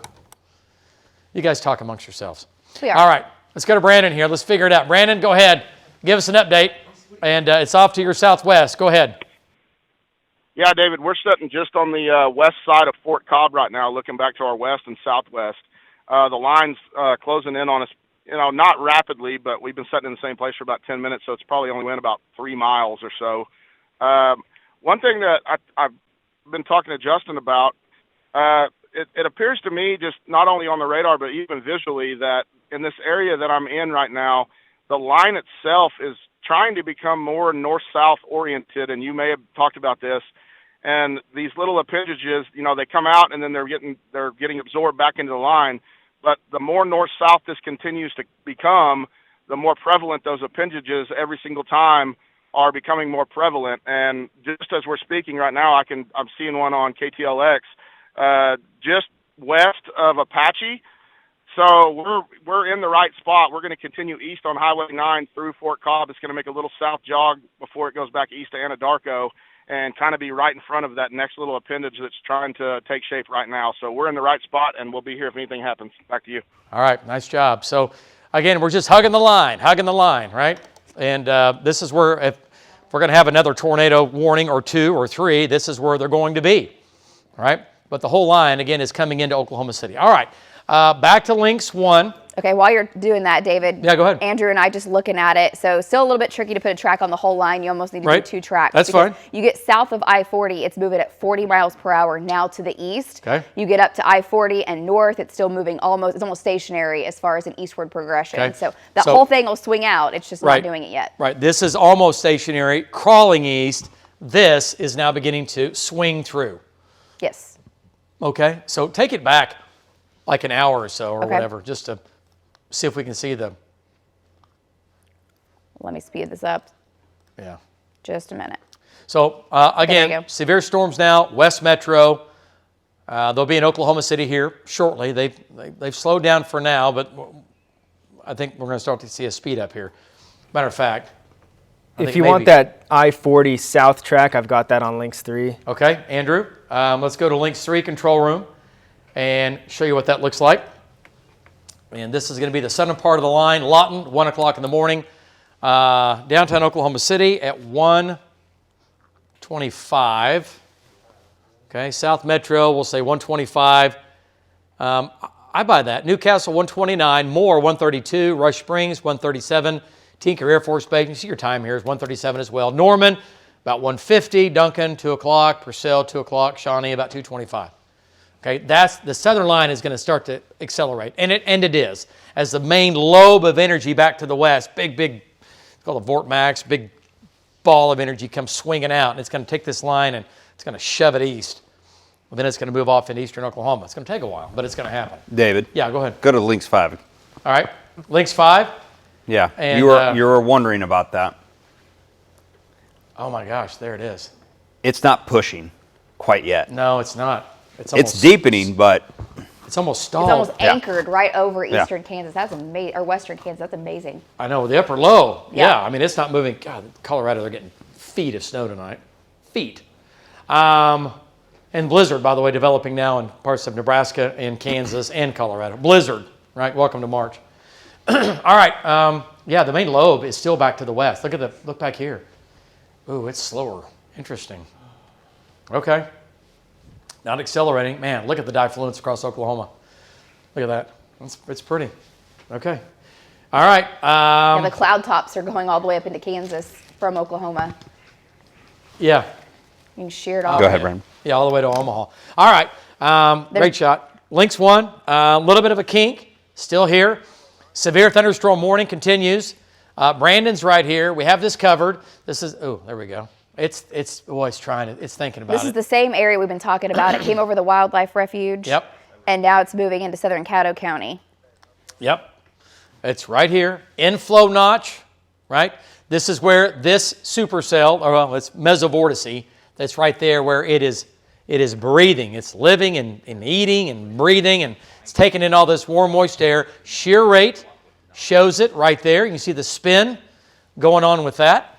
So if this goes any stronger, this is going to be our next tornado warning. We'll see what it does. It could go the other way, and we'll see. We'll see what this does. That's over an hour. I'm going to take this lapse back down. And also, it's starting to move. Yes. Like you said, finally. Oh, yeah. Yeah, a little bit of a lunge. Okay, so there's Fort Cobb, and this is Anadarko. We have Cement, Surreal, Apache. Folks, and everybody, again, Caddo County, you're going to get the line. It's already into western Caddo County. Now moving over, it's right over Fort Cobb Lake right now. Some nice rain for the lake. Pick up a good solid half an inch or an inch. Okay, but there's a kink that we're concerned about right now that we're really, really keeping an eye on for you folks in southwest Caddo County. All right, so Hank is farther north, and Hank's up in western Canadian County. He's been sitting at the same spot for, gosh, nearly a half hour now. It's just now starting to rain. There it is. Yep. Just not starting to move. And move, I mean, really. yeah. Okay, so now we're going to pick up. Now, let's see what it does. When it begins to pick up that speed as it makes its way farther east, we'll see if that might actually kind of trigger a little bit of some spinning going on in the line. Okay? All right, so Hank's going to make his way east. Val's coming in from the north. And let's go back to Hank one more time. Hank's in the West Metro. He's on the leading edge of the Oklahoma City metro storms, okay? Lightning in here is intense. Moving off to the east. Hank, you are hot. Go ahead. Take it. Give us an update. Yeah, David. So I was at the Hinton exit, and I've moved east over to the Cherokee Trading Post. And as I was moving, that line hit me, and I had like westerly, straight west, straight line winds of about 50. Soon as I got on the highway, I started taking some strong westerly winds. So we were really watching. We saw a little bit of a lowering, and then we kind of saw on reflectivity a couple of notches. So we've moved east a little bit. We were looking north at that. Them have since kind of went away, have pulled back into the line. But it feels like to me that it seems to be the system is starting to morph now, where it's pretty laminar, it's pretty smooth on that front edge, and it's starting to have appendages that keep trying to poke out like that, you know, where we might get some of those little small spin ups. So the storms look a lot different than they did 30 minutes or so ago or an hour ago, where the circulations were well back up in the rain. We're starting to see these little areas of kind of bookends that are starting to happen on the leading edge now, which can lead to them little small spin up type tornadoes. So we're going to keep moving with it, keep watching it, keep looking and see if we can jump into one of these inflow notches. Back to you. Okay, yeah, that's what we're going to do. And if it's going to happen, well, we'll know shortly here if we get one of those, like he just said, little spin-ups, little inflow notch, little area of spin. So Hank and Patty are, again, right here in the West Metro, back to Links 1. And here's El Reno, right here. Here's Edmond, OKC downtown. There's more, Norman, right, Chickasha. Can you just maybe crank up the cities again? Okay, or just slide in. That's fine. Union City, El Reno, Yukon, Mustang, Tuttle. There's Highway 152, right? Hank's right here. And then look at the hail core on Brandon Storm. This whole thing in here looks interesting to me. And it's not cut off from the other storms. It's still together. But that's a pretty good hail core. And so is this down here. So I think this might eventually go back to something here. I certainly think that it could, as it makes its way off to the northeast here. Well, yeah, it's the same area that we've been talking about for the last hour. That's the strongest portion of the line by far. Yeah, for sure. Hail core's coming up, looking for spin. I'm going to switch radars for just a second, give you a little bit lower look. Okay. So there you go. Yeah. Still has the hook. Yeah. There's your inflow notch. There's your hook, right? And all this warm, moist air is flying right into this, and there's your area of spin. It's going to be right here. And this is going to be your nickel and dime size hail, winds in that 40 to 50. So far, we're not getting crazy wind. So far, we're not getting crazy hail as it makes its way to the northeast. All right, where's Jeremy? He's farther north. Yeah, is he back up? Okay, you want to do a storm track on that? Yeah, give me 1 second. Just on this portion where we've got that. Yeah, go ahead. That hook. So, I mean, currently, on its current path, this is what's coming up towards the Oklahoma City metro. Right. What's your speed on that? So I just did 40, and that's kind of what we've been measuring. Yeah. But this portion of the storm comes in around 2 a.m. if it keeps on its current speed. Yeah. If it starts coming more east, this would come into kind of the south metro and come down into more in Norman. Yep, it'd be a little farther south. But that's kind of your time of arrival. So Tuttle 135, Newcastle 149. Sorry, the Cedar Pollen's getting to me. Moore 202, and Tinker at about 213 with this portion. Yeah, it's the whole thing slowed down some. We'll see how much it accelerates, and that could be off a little bit, but yeah. So again, what she did there, that's just a storm track from this, which is great because this is the area that continues to somewhat enhance. It's going to go pretty much right over Fort Cobb, and then it's right there, and then from there up towards Minco and Union City. So there's a chance though it goes a little farther south because it's starting to get that push east. We'll see what it does. It's either going to be there or it's going to be right about in there. It's going to be one of those. But the lightning now increasing west of El Reno. That's beginning to ramp up. And then from there back through Caddo County and then all the way back down to Snyder. Okay, so let's come back into Canadian County. Let's check in with our trackers up north here. Okay. See what Marty has. And, man, boy, the rain up here is good now. Do you want to go north? Yeah, it was kind of puny earlier, but some nice rains going on. Marty's been on the eastern fringe of this. Let's go back to Marty Logan. He's on 77, north of Perry. And Marty, you know what? A pretty intense storm with some wind and some hail in it, but certainly nothing crazy right now. Winds are going to be maybe 40 to 50. Heavy rain, lightning and thunder just to your west and northwest. What have you had here in the last half hour up in Noble County now, north of Perry? Yeah, you're right. I mean, it's been really good rain up here. Still a lot of lightning. Keeping an eye on things, but right now, and no hail. Haven't any hail up here. Had it earlier on the Woodward Major County line when I took off. Had dime size over in that area, but over here we just been getting some really good rain. Not much wind right now, so over here, Perry, going to fill up with gas and see where my next job is. Back to you. All right, nice job, Marty. And again, this is what he has up north. It is not severe, Noble County. Let's go back to Lynx 1. You can see it behind me here. And there it is, north of Perry. This is what Marty's been on. He's been on all of this, really. This part of the line is stronger. Nice rains coming into Red Rock now and Marlin, Ponca City. You can see the lightning flashes in here. Going to have some small hail, very small hail, nickel and dime. With winds up here, you might see winds 40 to 50 miles per hour coming into Marlin and Red Rock, Ponca City, eventually over to Scheidler up at Osage County and Morrison and Stillwater, obviously, and Orlando. But up here, these storms are not severe. And in this one box, take you back here the last half hour or so. This is, the lightning strikes in there. We've had, 30, 40, 50, 60 strikes of lightning, so nothing out of control. But it's still pretty loud up here right now. All right, and the hail is pretty small up north, but the rain is good, and it's heavy rain. So it's exactly what we need. We need to get some water on the ground. Okay, we'll come back to the southwest, and let's come back to where Jeremy is. Okay, Jeremy's right here near Marshall. All right, let's go to Jeremy Carter and bring Jeremy in. He's in Marshall, and this is, part of that storm earlier had the tornado warning. That's up here now. And Jeremy, your shot looks good. Give us an update. You're kind of on the northern part of that line. You are south of Marty there. And have you had any wind at all in the last hour or so? Give us an update. What do you think? What do you know? So when I was waiting for that mesocyclone to come over me, it kind of faded just as it was coming into Hennessy. There was a little while I noticed that we had a pretty good wind from the south, maybe 45 to 50 in Hennessy. And I mean, it was just a downpour, David. But anyways, I'm sitting there basically just scanning the radar, and I'm seeing no real couplets coming together. This all seems to be nothing more than a wonderful rain for the folks up here in Marshall. Back to you. All right, yep, that's right. At least for now. We'll see what it does here as the line gets farther east, because the dynamics, the instability, the moisture, the jet stream, all that is more favorable as this line gets a little farther east. So we'll see if we can tap into that, and we'll see if the storms even really up in northern Oklahoma can even ramp up. All right, back to Lynx 1. Look at the lightning. Pretty intense, right? All right, back to Lynx 1. And there's Canadian County. Lots of lightning and thunder running from the whole line.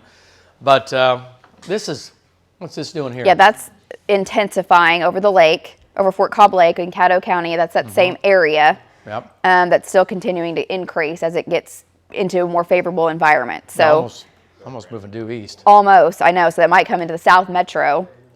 Yeah. It'll be it's coming into the Metro one way or another. Yeah. Yeah. And the northern part of the line, still along I-40, is weaker versus what's coming in south of I-40. Yeah. And let's go back to the West Metro here. Let's get an update from Hank again. Okay. And again, this is going to be west of El Reno. There's a Cherokee trading post. And every now and then we get a little bit of a kink along that line. That's our live. What do you see in the winds in that? So everything one direction, and then still 50 to 60. There's some higher once you get higher up. Yeah, how high are you? Like 3,300 feet. Even right here? On the front lip? This is about 23. It's about 1,000 foot lower. Yeah. Okay. All right. Well, let's go to Hank. He's right there. Hank, we have your stream up here. We're showing some wind above your head at about 50 to 60 on or just behind you. We think it's at this point, it's still aloft. We'll see if we can't bring some of that down as it comes in Oklahoma City. Your storm is now starting to move, Hank. I know you can see that. You're finally getting some rain on you. That storm is moving now deeper into Canadian County or coming into the West Metro. Go ahead and give us an update. Yeah, David, I'm moving east now, and we get out in front of them. I can look back. I can see, whatever the cloud base is there. A lot of just tags and scuds and clouds moving in all directions. And then once the rain comes and it hits us, we start getting hit with westerly winds of about 50 or so. And right out in front of that, 2 times in a row, I've got hit with straight southerly winds like a mile away. And we'll see these little notches, or as you like to call them, little turtle heads trying to poke out. And they don't last but a minute or two. It just can't get enough out to, really establish itself and spin up yet. But we know there's some spin on this, whether it's friction or whether it's driven in the upper layers. We know there's spin because we'll get changing winds very close to each other. So it seems like this right here, this line has surged east on me in the last 5 or 10 minutes.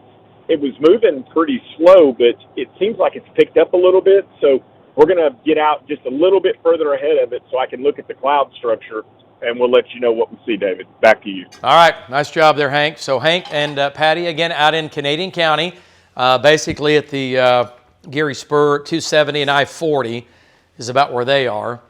And let's bring that back to full screen, back to Links 1, and you can see they are right here. There's your 270 spur, okay? There's I-40, El Reno. Val's in El Reno. He's doing the weight game. We're going to see what happens here, and then we'll either keep these guys together or we'll fan them out. Depends on what happens. But notoriously what happens is something comes up and gets close to 81, and it starts to get a little weird. Doesn't always happen, but I can tell you it's happened more times than not. Is that 81 is the dividing point between, oh boy, and hey, hang on, here we go. Hail core now coming into Binger. That's got to be at least quarters. It's coming up. That's coming up. Yeah. That's still headed northeast. Yeah, here I'll lapse it so you can kind of see what the core is doing. So heading up towards Binger, and that's going to head up towards El Reno. Yep. Hey, Justin. Let's, one of those guys, let's get him, maybe Val's farther east, get him south and back west. Yeah, Val is heading south. Okay. Oh, he is? He's on 81. Okay. I couldn't see. That looked like he was still on I-40. Okay, good. Yeah, and let's or at get least him, getting on 81. Yeah. Let's get him south and then back west. Let's see what this does here. Let's look for anything. Yeah, it's all toward. Yeah, there's nothing away on radar, so nothing spinning at the moment. But really, it's going to be critical. What's going to happen, I think, really between now and the next hour, as this comes up to Highway 81, low-level dynamics are in place. I still think we're going to get, we'll see. If it's going to happen, it's going to happen here fairly soon. As this line gets into eastern Caddo County and Grady County. Many of your phones are going off. If you have our News 9 app and you live out in Canadian County in that box, your phones are going off right now. Right? Yeah, a lot of folks probably wanting to go to bed, wanting to go to sleep, got work tomorrow, school tomorrow. This is still, in a strengthening phase as it's coming into the metro. Yeah, at least right now. Yeah, these are coming up. Yeah, for sure. Where are you now? Okay, still quiet here in Oklahoma City, at least Oklahoma County, western metro here, Canadian County. Thunderstorms obviously moving in, lots of lightning, lots of thunder. Your hail core is coming up, now crossing 281. And Brandon's down here to the south, and Brandon's going to make his way and stay kind of on the south side. He'll make his way over to Anadarko and then make his way. These roads over here are tough. This is a beautiful area, don't get me wrong, but a bad place to chase. Lots of dead ends. You don't have many options if you get over here. You can get caught over there too, tracking a big tornado, and you got to be careful. All right, so hail core is coming up. That'll be coming into Canadian County. It is severe. The whole line, again, is severe now, coming into the West Metro and moving northeast individually. The whole line is moving northeast at about 40, 45 miles per hour, and the whole line itself now is beginning to push east. It looks like I'm guessing about 30 now, maybe. Looks like it's starting to move, so. Yeah, the northern end probably is going about 30. Southern end still moving close to 40. Yeah, down here. Yes. Yeah, down towards Brandon and then farther south. And Tom's going to make his way up off to the east as well. Tom's still down south. Okay, so good rain's going on. let's go back to velocity data. Okay, just looking on a different computer here. What do you? And this is still the most intense portion of the line. So if you're watching us, up north, further south, not severe. That's why we're showing just this part. Yeah. Just to point that out. Yeah. Other part of the line is just spring thunderstorms. Might have some very small hail, gusty winds, 30 to 40, maybe 50, worst case scenario. Lots of heavy rain, lots of lightning and thunder. This is now the only severe storm. It's a big severe storm running from Canadian County all the way down past Anadarko. But this is what we're concerned about right now as it comes into Oklahoma City. Again, winds right now are going to be 40, maybe 50. There might be a gust in here close to 60. But our concern is that something else can begin to spin along this line. And right now, that has not happened. We've had some small spin-ups, but they've not lasted. They've gone up, they start to spin a little bit, and then they've been absorbed by the line. So there you go. We'll see what it keeps doing here. All right, let's go back to Brandon Pennell.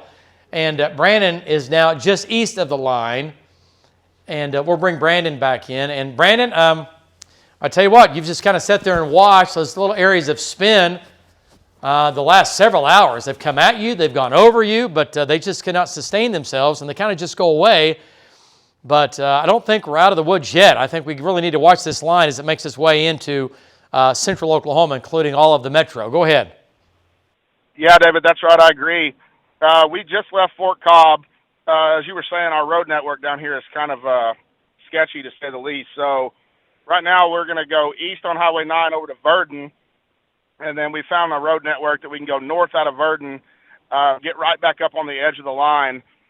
What we've seen probably over the last, I'd say, half hour, is it continues to evolve, and the appendage comes out, and you get a little bit of a lowering, and then the line kind of catches up to it and absorbs it, and it goes away, and then it kind of just keeps recreating the same thing over and over. But the fear is it's going to hit the magic highway of 81, and then some nutty stuff will happen as it comes into the metro. We're still sitting in the mid-60s down here where we are with strong southeast winds, so there's still a pretty decent environment going on, feeding back up into these storms as we continue east on Highway 9. So about another 15 minutes in our relocation for the roads, and then we're going to be right back in the mix. Back to you. Okay, yep. I've been through there a bazillion times. I know exactly where you are, and it's not easy travel. Beautiful. During the daylight, there's all kinds of hills and caverns and all that good stuff going on. Okay, let's go back to Lynx 1. And that was a nice update there from Brandon. He's right here. And here comes your main line now, severe, running from Canadian County, again down into Caddo and Grady County. The whole line now picking up some speed. So that means the upper forcing is coming out. The main wave is beginning to impact the line. And that's going to do a couple of things. That's going to speed it up. You can see it now starting to move finally. And we're still going to get some nice rains out of this, but it's going to make its way gradually through the metro from west to east. We'll get you a storm track on that here coming up. And then the line extends, no longer severe, but still pretty intense from Okarche up to Kingfisher. And then from there, it just keeps going north. But the Village, Piedmont, Yukon, every city in the metro is going to have storms, okay? Going to have rain, going to have thunder. Hail sizes right now are pretty small, nickel and dime. I keep hearing from people, David, I was just checking kind of social media, people that are waking up in Canadian County, several residents in Geary saying it is loud, the lightning, the thunder, and a lot of small hail coming in to Geary. So pea-size was the biggest that I had seen in reports, but they are getting hail and it's loud, and that's what's coming into the metro. So it's about to get very noisy, if nothing else. We hope it just stays noisy and not too threatening. That'd be great. And we could take noisy, we could take lightning and thunder. Now, obviously, lightning sometimes we can get, a house fire or something like that. We don't want any of that, but that is a possible real issue with light. You get a lot of it. But the hail sizes so far today have been small. They've been nickels and dimes, and like Lacey was saying, we've had some peas in there, but certainly nothing out of control. All right, no big, large, damaging hail, which has been great. When the storms took off, the hail was a little bit bigger out west, but even that's come down. So here's the line now, still severe, running from basically Okarche back down to west of El Reno, back down to, Cedar Lake's right in the thick of it here. And, the hail core still there. It's just not very big. And you're looking at Next Gen Live, by the way. That's our 1,000,000-watt dual-pole radar, and you can easily see the line here advancing. off to the east. So no tornado warnings in effect right now. Severe storm now coming into Canadian County, down into Caddo County, moving through there now, and Grady County shortly. And then from there, Oklahoma County, Cleveland, McLean, we're all going to get in on this as this wave comes on in. What about storm strength? What's it look like? And I know we've not been off the top of the charts today, but sure. There's your, that's kind of weakened a little bit, it looks like. At least maybe temporarily. That's come down some. But we'll see. But either way, nice rains, lightning and thunder, and small hail. And again, this is that critical time now that when we're watching a line like this with the dynamics that we have in place, that we have to make sure that these things, when they get close to Highway 81 or Canadian County and Grady County, that they don't start to do a few weird things like spin, and we start to get some spin-ups along the line. And we'll see if that happens here. If it's going to happen, it's going to happen here fairly soon, it looks like, okay? But everything starting to advance off to the east now, getting a little bit of a kick. And there's your whole line. The storms are no longer severe in southwestern Oklahoma. They're still, again, producing some very small hail, gusty winds, nice rains, lightning and thunder. But as you move north and east, you got to get up into Oklahoma City, the West Oklahoma City metro, down into Grady County and Caddo County, as this line again comes through Oklahoma City from the southwest. Val's making his way, getting in position. And there's Val. And what about this just for fun? Just take anything on shear rate. I know you've been looking at it here. There's no kinks. There shouldn't be. Yeah, I was just getting our El Reno cam turned around. I'll show you that in a second. Okay. So far, yeah, nothing organized as far as rotation goes. No, that's just, and I'll show you just our live, David. There you go. Okay. And then what are the winds right here? And we're not that high up now. We're got to be less than 2,000 feet, so this is, just under 2,000 feet in Canadian County. Okay. And we'll see how strong those are. Everything's still toward the radar, which is great. Yeah, which, again, winds are going to be 40 to 50. That's 68. That's a real number.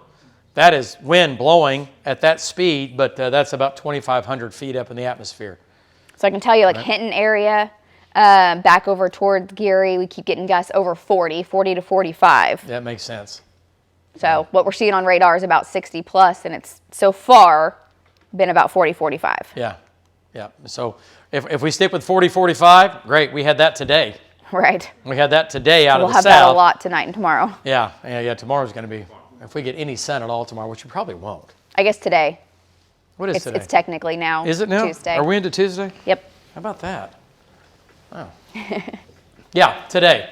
But if we get any sun at all in the northwest, it's going to, fire threat tomorrow, probably Ellis, Woodward.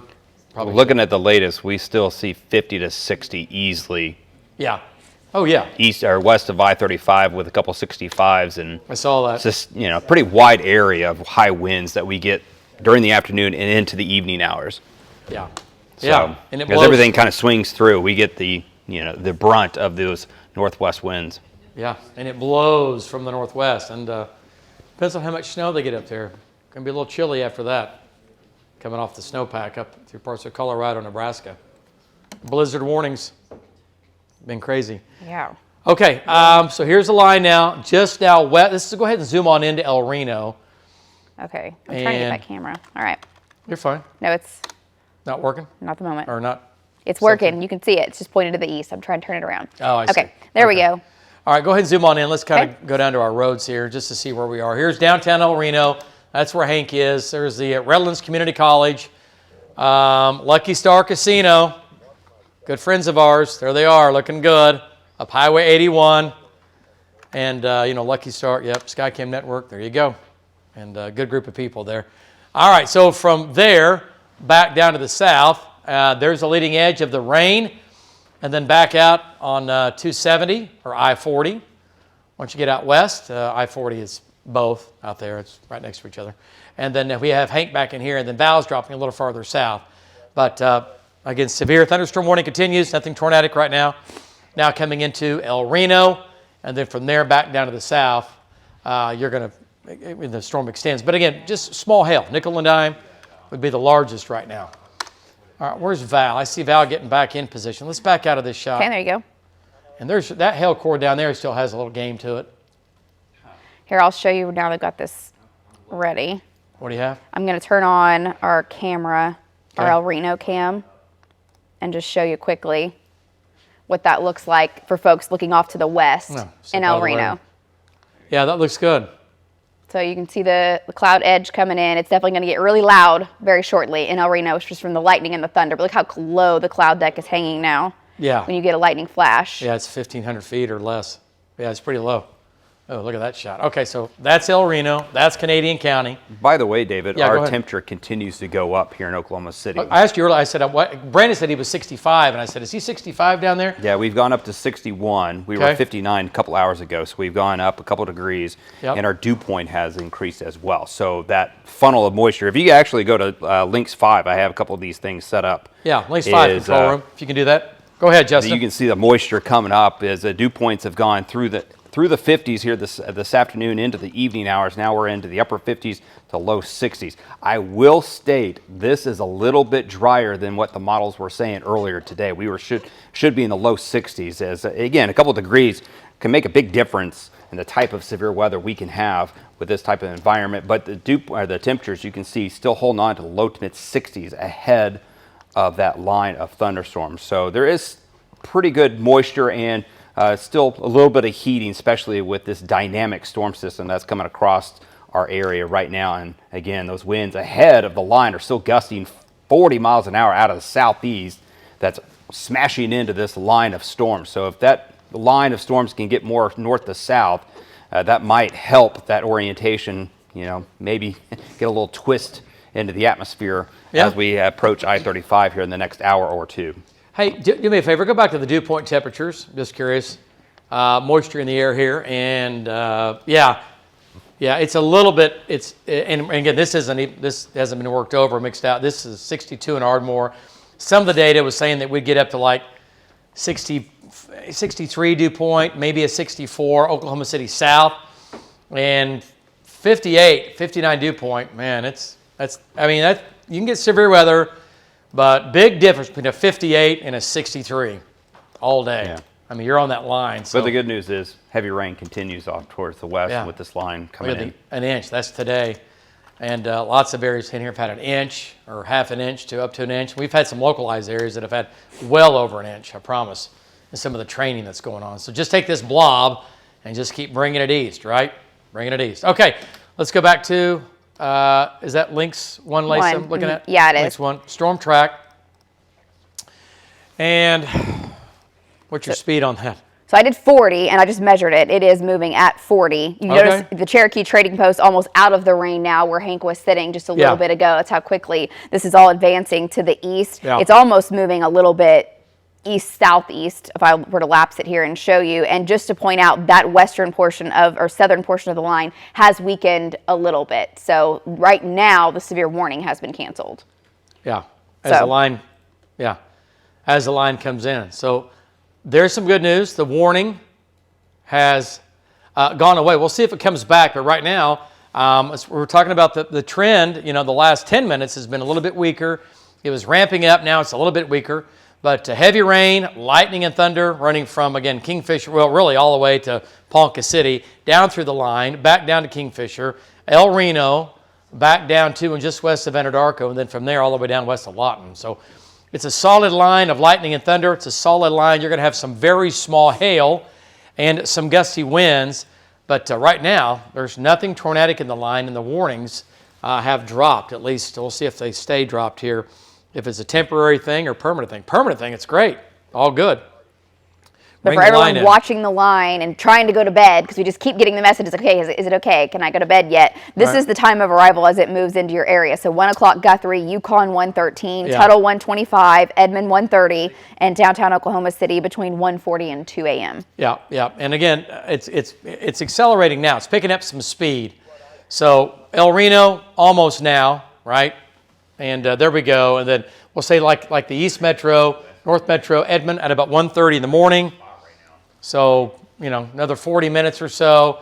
And then we'll say, Newcastle, 1:45 more just before 2 o'clock in the morning because of the tilt of the line. But either way, it's starting to move. We'll see what that does for that severe weather threat. Sometimes when it starts to pick up a little bit of speed, your severe weather threat will increase some, but as of right now, that has not happened. But storms running from, again, Perry down to Mulhall, down to Canadian County, El Reno, back down here to Anadarko, to Chickasha, west of Chickasha, obviously, and then all the way down. So right now, these storms are no longer severe as they're making their way into, again, Oklahoma City, Oklahoma County. So that is all good. That's all good. No tornado warnings in effect. The tornado watch does continue until 5 o'clock in the morning, and that goes well off into far eastern Oklahoma. But if this thing doesn't ramp back up, that watch could go away, but not going to go away yet. We got to make sure this thing dies on off. What do you got? Yeah, I was just looking at it, the parameters and the conditions of what's in place. I mean, it's interesting if you look at that line, that about every 20 miles, 30 miles, we've got a storm tracker on it, and that's what it warrants that for sure, as it's moving further east. Everyone's out, everyone's watching it, we're watching it scan by scan, and if anything goes crazy, we'll let you know. But right now, it's very tame at the moment. Yeah, right. Pea-size hail. I just keep getting reports of, with lots of pea-size hail is pea-size, and that's not going to do damage. Yeah, no, won't hurt anything at all. Most gardens are still going in or whatever, so it's not enough to really mess up your garden crops or things like that, your early season crops, if you will. All right, so let's lapse this, and then let's do another storm track on it. Let's go ahead and bring it in. And you can see everything was kind of moving off to the northeast, and just in the last 30 minutes, finally getting the push now. And it's going to come across the city. Lightning's going to ramp up, and it's going to get loud, and the rain's going to get heavy. But now that it's moving, it's not going to hang around forever, but it'll hang around a good solid hour, an hour and a half, and we might get another plume of rain that tries to come in behind it, right, as it makes its way from west to east. But Oklahoma City, Logan County, Cleveland, McLean, once again, tornado watch continues. Looking at velocity data here, let's take a look at some of these numbers, see what you have now. It's going to be, that's way high. It's not that high, though. You're getting... Yeah, we're getting closer. I mean, Gust to 60, not out of the question. But I haven't seen that. Everything's still so far 40, 45. Just had another 44 in Hinton. Let's go back to Hank, and let's bring Hank back in. He's right on the leading edge. Now, think about this. There's no gust front yet, so this thing is still living and breathing, right? There's no gust front that's going to just completely say there's no chance of a tornado, at least on the stuff coming into the city. But it has weakened for sure, and we'll see if it can stay in that state. For how long? Maybe this is it for the night. We'll see. Let's get an update from Hank. And Hank, your storm, the whole line has weakened just enough. No longer severe right now. We'll see what it does as it gets into, deeper into Canadian County and Oklahoma County. But good news for everybody right now. Go ahead. Yeah, David. So I am in El Reno right now, and like what you say, I agree with you that the winds have come down on the storm itself. And I've noticed that the air that's coming out of it is a lot cooler in the last 10 or 15 minutes. Now, I'm about 57 degrees where I'm at, right on the edge, and I've got westerly winds of probably about 40. Val is just a bit south of me, and I heard him say something like they were 65. So there's a temperature gradient difference there with this rain-cooled air that's pushing from west to east. But we haven't been hit by any strong winds in the last 15 minutes or so. So even the bases have seemed to calm down a lot to where we chased a lowering up into the north side of El Reno that kind of, had me concerned for a minute. And all of that has gone away. It seems like things have, they seem to be on a weakening trend. However, we are on Highway 81. And, we all know that geographics or whatever it is, just good luck. Everything seems to either happen or die on Highway 81. So we'll keep tracking it to the east, bring it into the metro. Back to you. All right. Nice job there, Hank and Patty. All right. So once again, moving off to the east, let's go back to Links 1. And Hank's right on that middle side of it here. Jeremy's coming in from the north. We have Val down here a little farther south. Brandon's here. Here comes Tom. And right now it's no longer severe. I think we end up with a couple more warnings here. I find it hard to believe this is going to be it. Just because of what this thing is moving into. But we shall see. And your storm track, your speed's still moving east. What do you have, 30, 35? Or are you doing 40? I have 40 for the leading edge. Can't hear you. No, You're shaking your head? I can. Okay. I So 40 miles per hour is what I have the speed at. And right now I've got some of the smaller towns on here, so you won't see Oklahoma City in the list. I'll change that here in a second. No, that's fine. Did you go through some of those? Yeah, Crescent. I mean, we're moving in now. Mohall, 1 o'clock, northern Logan County. Piedmont, 103. Yukon, 112. Guthrie, 114. Chickasha, 120 in the morning. The Village, 127. And Edmond at about 128. And Stillwater, about 131. So, and it's going to Shawnee. It's making its way east. Shawnee at about 2:30 in the morning. Hello, good morning, Shawnee. Newcastle, more at about 142. Newcastle, 138. And downtown Oklahoma City, about 135. A little bit later, but still moving now. And some nice rains out of this. And the heaviest rain will come on the front lip, and then it will get a little bit lighter. But it's going to try to rain for a couple of hours after this whole heavy line moves through. So that's good. We'll pick up a good solid, maybe up to an inch in a few areas. That'd be great as we start out March and hopefully get some moisture in here. And this is pretty thick in here. And again, it's not just racing east. It's pushing east, but not extremely fast. So it'll hang around for a while. All right, so let's go back to Val. Val is down on the front lip now, and he's now going into into Grady County. He's just north of Minco down there. And Val, do you have a west wind there, or do you still have a southeast wind? Have you had the gust front, or is there a gust front coming out of that storm? Give us an update. Yeah, so David, we still have south winds here. We have not had the gust front yet, but I think it's really, really close. I mean, this line, you're seeing my shot right there. You see it lightning, and that is looking to the north-northwest. But when you turn and look to the west, it's even closer. So one thing I've noticed also, David, is that the temperature here is 64 degrees, so it's pretty warm, and you get a lot of warm air flowing into that. But also the winds, the surface winds, which were gusting to 45 out here earlier, have really, really dropped off, maybe 20 to 25, I would say at the most right now. So, it looks like to me everything is kind of weakened quite a bit, but we're going to keep watching it because, I mean, you got a powerful storm system coming out, and, this thing is moving right into Oklahoma City, so we got to keep watching it for a while. Back to you. All right, nice job there, Val and Amy. And Val's going to be back to Lynx 1 in, again, northern Grady County. He's on the southern part of this metro line, and Brandon's a little farther south.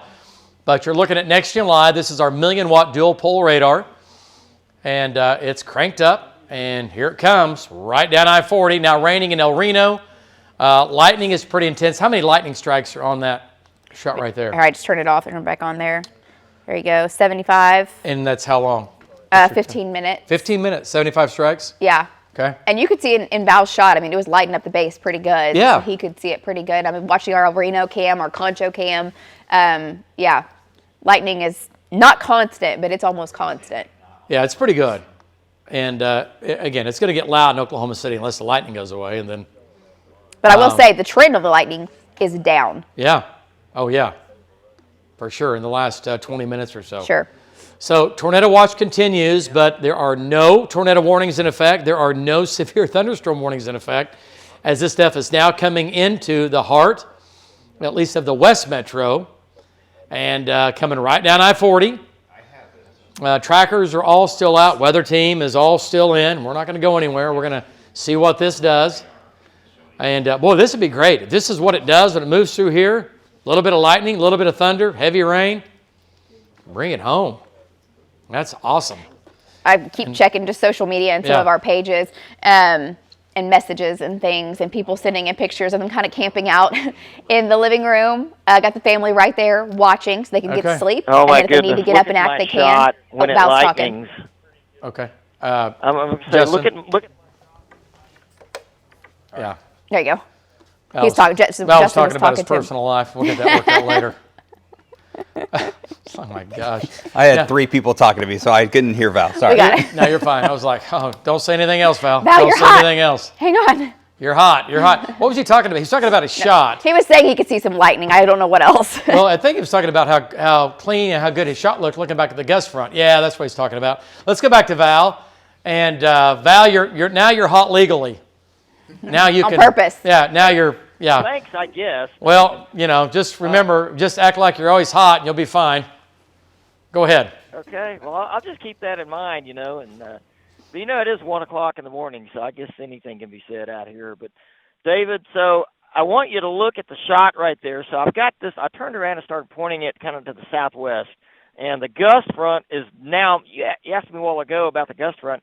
It's moving through now. We're getting probably west-southwest winds, maybe gusting up to 35, maybe 40, so a little bit stronger, but I'm hoping it will lightning so you'll get to see this, but this is the underside of the shelf cloud moving through right now. It's pretty impressive. I know it would look impressive in the daytime, but, the lightning is just dropping off here big time. All right, back to you. All right. Well, that's a good thing because that means the storms are continuing to weaken, at least right now. And if they keep doing that, they won't ramp back up. At some point, we'll see what happens here. But, boy, heavy rain, though, coming in from Piedmont back David, down there to it is right there. El Reno. David, speaking of the lightning, yeah, go ahead. I was just talking about, Yeah, if you go ahead, Andrew. pop over to Links 3 real quick. It's Okay. the last hour, and this is, the most active part of that line of thunderstorms we've been tracking. An hour ago, we had anywhere from 400 to Links almost 3? 500. Links 3. Control room.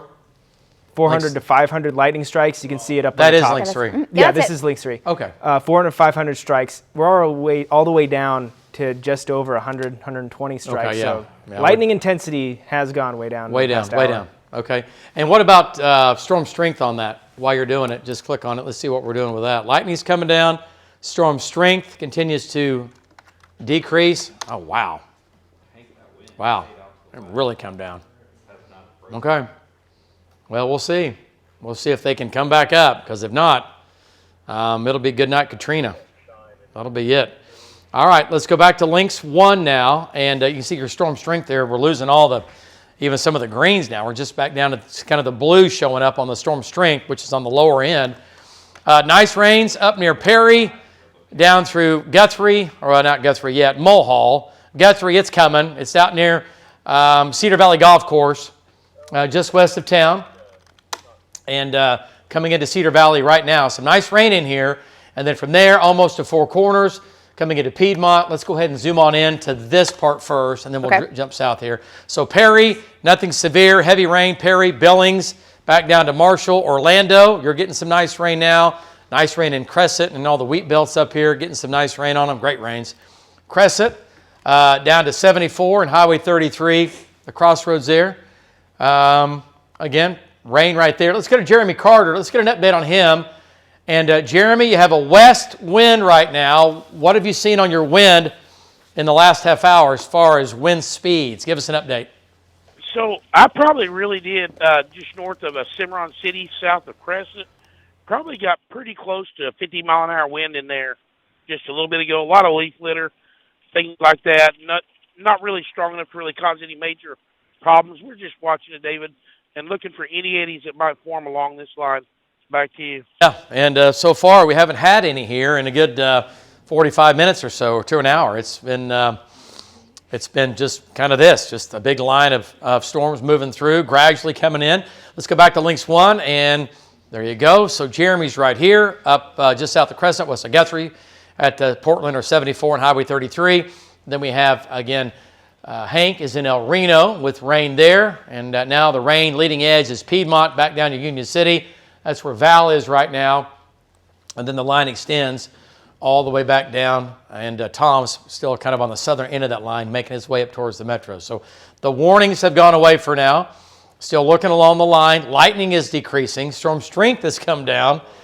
And again, we'll see what it does here as it makes its way a little farther east. But yeah, the lightning is intense. And I know people are up right now, and you're waking up with the thunder and the lightning out here and thinking, all right, what's going on? It's all good what's going on, okay?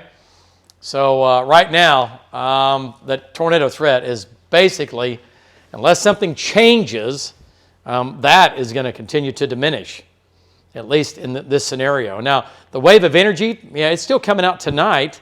Some of the model data, guys, does it still have this thing, or is it still kind of just limp it through and keep it going off into eastern Oklahoma. I can show you the latest here in just a second. While you're looking at this view, that looks like the gust front near Piedmont might have lunged out a few miles ahead of the main line. Yeah. So that's great too. That also is that cooling west wind that stabilizes everything ahead of the line. Yeah. As far as the tornado threat goes. Yeah, if that green line comes out ahead of this, we get that gust front like we had in southwest Oklahoma earlier, it's over. There will be no tornadoes. It's not very far out ahead of it now, right? I mean, but if it keeps lunging, that would be great. It's right here.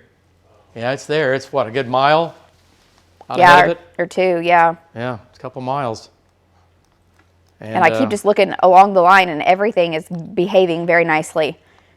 Yeah, I don't see anything spinning. No. At all. Yeah, I see the gust front. Down. Yep, let's go to Brandon here. Brandon's right on the gust front as well. And get an update from Brandon Pennell. And Brandon, kind of on the southern extent of the line, at least as far as the metro goes. What do you think? What's your wind right there? And we'll see what happens. Again, if this is it, well, this is it then. We'll see. Go ahead. Yeah, David, we're in between Chickasha and Verdon right now. One thing we've noticed here in probably the last 10 minutes is this area just to our west and just a little bit to our north has slowly started to intensify again. The lightning slowly picked back up. We're sitting at 67 degrees just a mile back. Right now it's 66. So, we're still in a fairly decent environment. We've still got strong south winds at my location just right in front of the line. So, and we're approaching Highway 81 like we talk about. So we're staying right in front of it.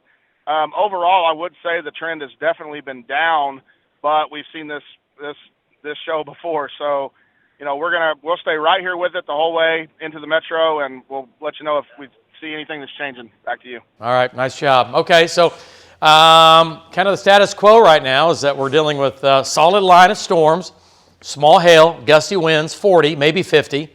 And, quite a bit in the way of, lightning and thunder, even though that has come down some in the last hour or so. Lightning has come down. So storm strength has come down. No tornado warnings in effect right now. We haven't had any really in quite a while.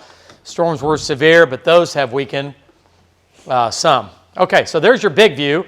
Let's come back to that. Lynx 1, show you what the big view looks like. And again, the whole line running from Kansas deep into Texas, at least into northwest Texas. And you can see the line, once again, coming through into the metro here. Heavy rain.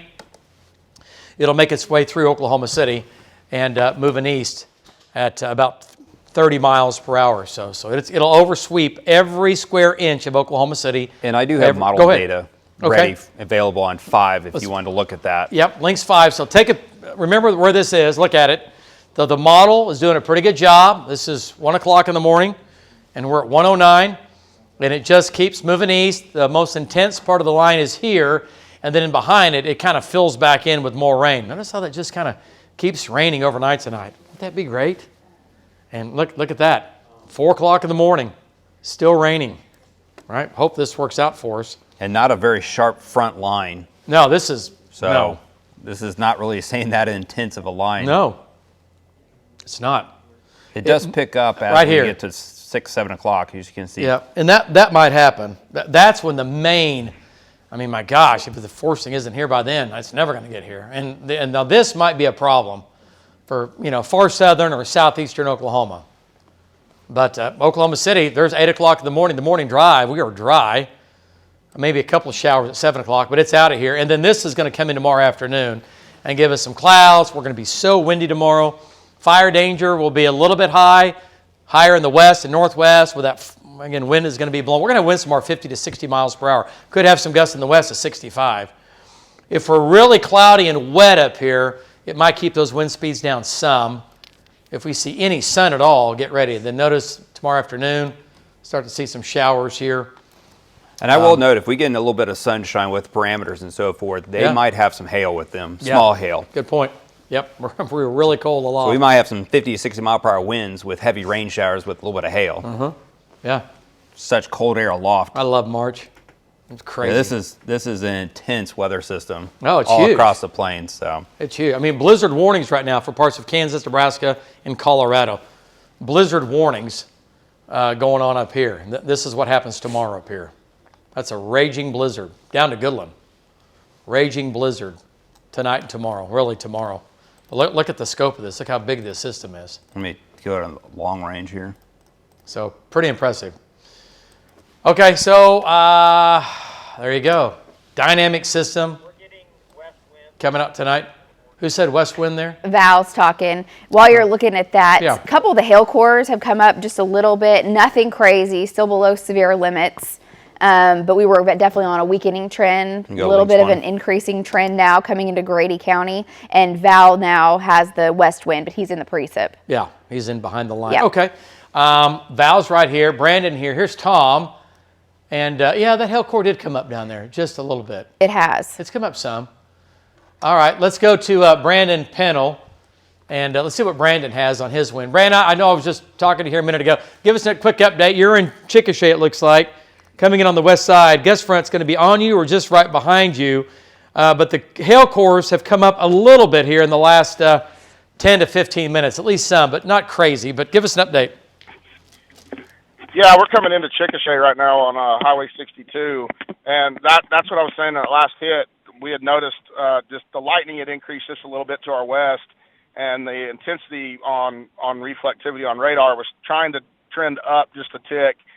We're coming into Chickasha, like I said, and we're sitting at 67 degrees and still have a strong southeast wind in Chickasha right now. You can see these flags, as I'm passing them right here to the right.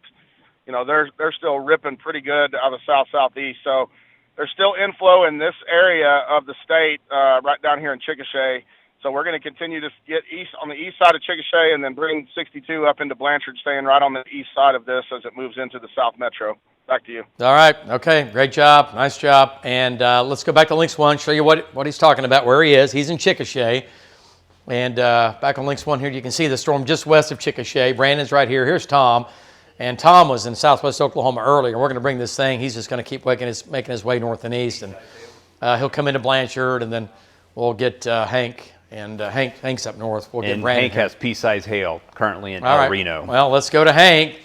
And breaking weather. Let's check in with Hank with pea-sized hail now. Let's talk about it. Hank, what do you think? What do you have? There it is. Pea-size, huh? Yeah. Some of them might be sand size or salt size.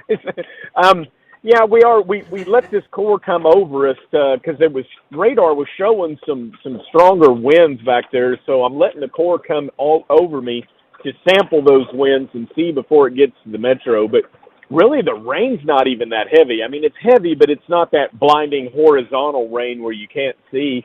Our winds have been in the 40 range, give or take. They're picking up a little bit now. I'm right on the edge of what looks like the highest winds.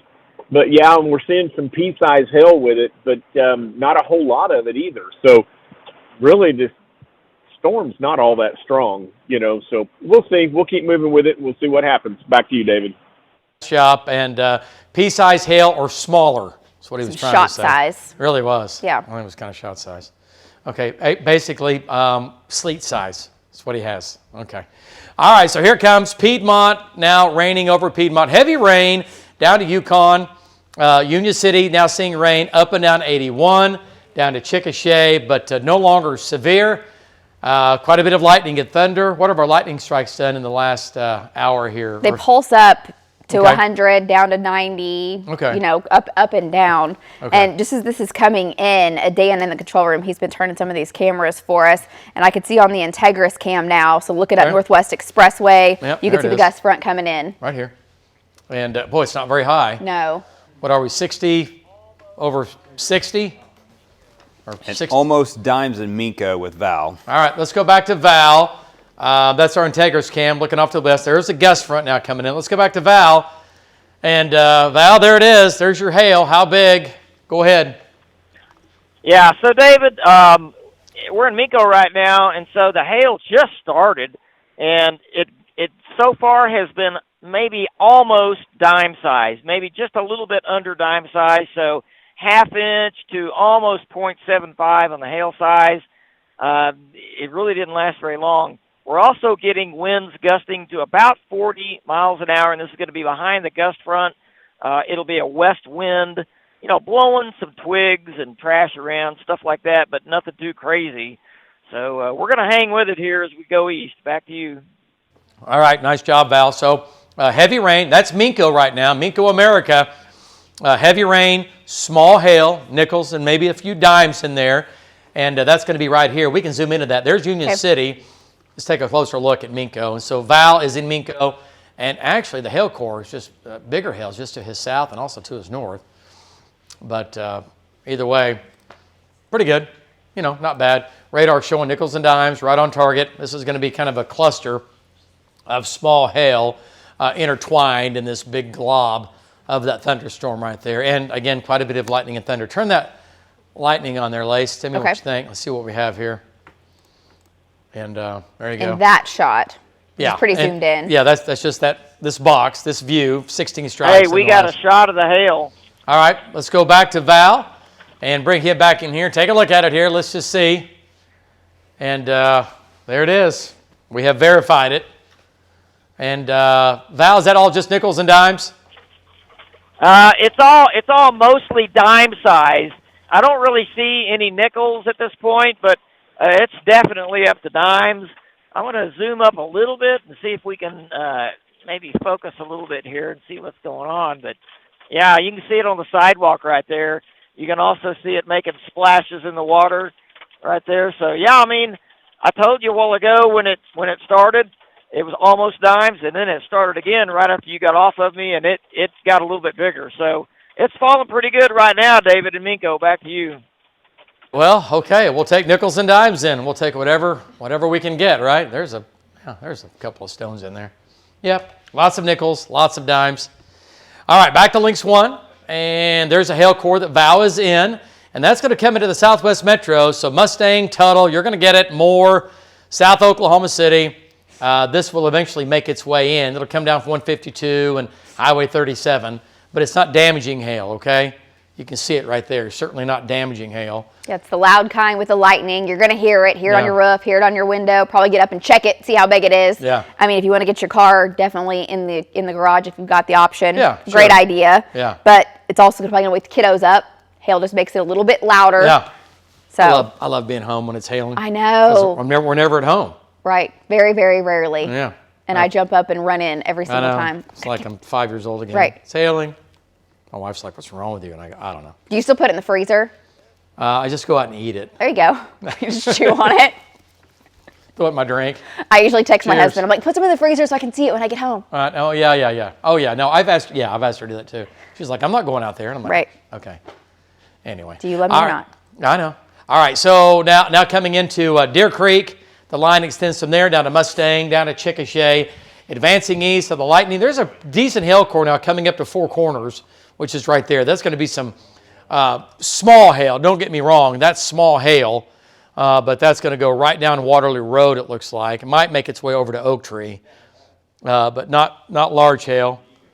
But it's going to be small hail and then a little bit larger hail down here just south of Union City. That's the one that Val's on, and then we have Hank right here. So once again, everything moving east at about 30 miles per hour.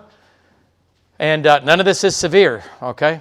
None of this is severe currently. All right. But we'll take it. We'll take all the rain we can get. All right, let's back out if you can. You getting all figured out over there? Down to Lawton? Yes, I am. Mark's changing my IFB batteries. He's getting it. Oh, well, wake him up first. I had to wake him up. Wake up, Mark. We need an IFB battery changed out. It's my earpiece for people at home. It's an earpiece that we listen to. That's what you can hear. Yeah. Okay, thanks, Mark. But we're good. Yeah, we're good. All right. So the line, again, no longer severe, running from Kansas through Oklahoma, through the Metro, West Metro now, down to west of Lawton. No warnings in effect. The tornado watch continues, but the rain is making its way through. Thanks, Mark. From west to east and getting loud now, coming into the west sides of Oklahoma City. It's already been in the West Metro for the last 2 hours. I mean, it's been out here forever, but making its way into the West Metro. Lightning, thunder, small hail, winds 40 miles per hour, could have a gust of 50 as it makes its way through Oklahoma City. Let's go back to Val Castor's shot, and we'll jump back into that. Let's go back to Val's shot here, and there's the hail, and that's going to be nickel and dime, and a lot of it, and we'll see if it would go a little bit longer here. That'll start to cover the ground, but just about when that starts to get a little bit much, it'll start to end, and it'll just get light, and it'll just go back to rain, and that'll be it. But it's going to go a little while longer there. Yeah, that core is definitely coming increased. here in the last 5-10 minutes as it was coming over Minco. Now it's South Union City, so that's coming into Canadian County right now, and the Val's not in the biggest hail currently. Yeah. Let's go back to Lynx 1 here, and Val's still in Minco. Okay. So, yeah, the biggest. Turn on hail sizes here. Val's in the small. I'm going to turn this lightning off. Yeah, please do. Okay. You're right. So. Okay, that's not updated yet. That's going to be a little bit delayed because that core's come up. Are you on live? This is our live right here. Okay. And it may just be that it's a whole lot of hail, maybe not necessarily bigger hail, just more of it. But that's what's coming into Canadian County. And I'll cut turn on the streets here for you, David. Yeah. Okay, so Union City, this is down Highway 152, Southwest 44th, Southwest 59th. Okay, and then we have Banner Road right here. Right, so in between Banner and back to 81, that's your hail core. And we have Evans Road, Radio Street, right? And then there's Reno Avenue to the north. Just updated. Cimarron, and there it is. That's pretty good hail core. Coming down 152, okay? That's pretty good hail core. Now that's going to for sure come into it's already in the Southwest Metro, but this is going to come into Southwest Oklahoma City. Between Banner and Cimarron Road, just south of Highway 152. Yep, there's your box. So 152 on the north side, Banner on the west, Cimarron on the east. And it's going to go down 52 for a while. So you folks in Mustang, you might have some of this. That's going to be a lot of hail. That might turn the ground white. Probably will turn the ground white. How far is Hank to the north of that? Hank is up on I-40. Another hail core just to the south. And just since we've got that increasing, I'm going to go through velocity, David, while you're... Let's go ahead. Let's see what it looks like. Just to see if if anything's strengthening. No, nothing. Nothing too crazy. Spinning. No, not crazy. It's great. But it's a west wind. The green is the wind blowing towards the radar, okay? So this is a west wind. Let's query some of that, see what you think. Obviously, our trackers are confirming what our radar is showing in here. And we've had winds, 30, 40 miles per hour. And we're still even up a little bit. So these are going to be a little bit hot. 58, nope. 37, there you go. 43, radar beam is up. So not quite. Yeah, 30 to 40 we buy. And this is real data. You're just, 1,000, 1,500 feet off the ground. Nobody lives there. Doesn't matter. But sometimes you can take this wind and you can drop it down. It will come down to the surface. So, but that's what we do. We scan for all the winds. So winds 30, maybe 40. Lightning and thunder, new hail core going up in south of Piedmont. That's new. So the hail is definitely increasing as it's coming into Oklahoma City. Storm strength's increasing west of Piedmont. The cores are getting a little bit larger. This core is for sure coming up now between Union City, the one that Val's been on, and the hail. Okay? And the hail there is going to be getting a little bit larger. Okay, but there's your line. There's your gust front. Now that's gusting out. So that'll take the tornado threat out of this line, at least for now, for sure. Yeah, north sides of Oklahoma County. Yep, from here north. See that green line? That's the gust front. So that's undercut the storms. Air's not flowing into the storm anymore at the surface. At the mid-levels and lower levels above our heads it is, but at the surface, and that's what matters, is that you have a northwest to a west wind coming out of the storm, which will take away that tornado threat, at least with that line, part of the line, okay?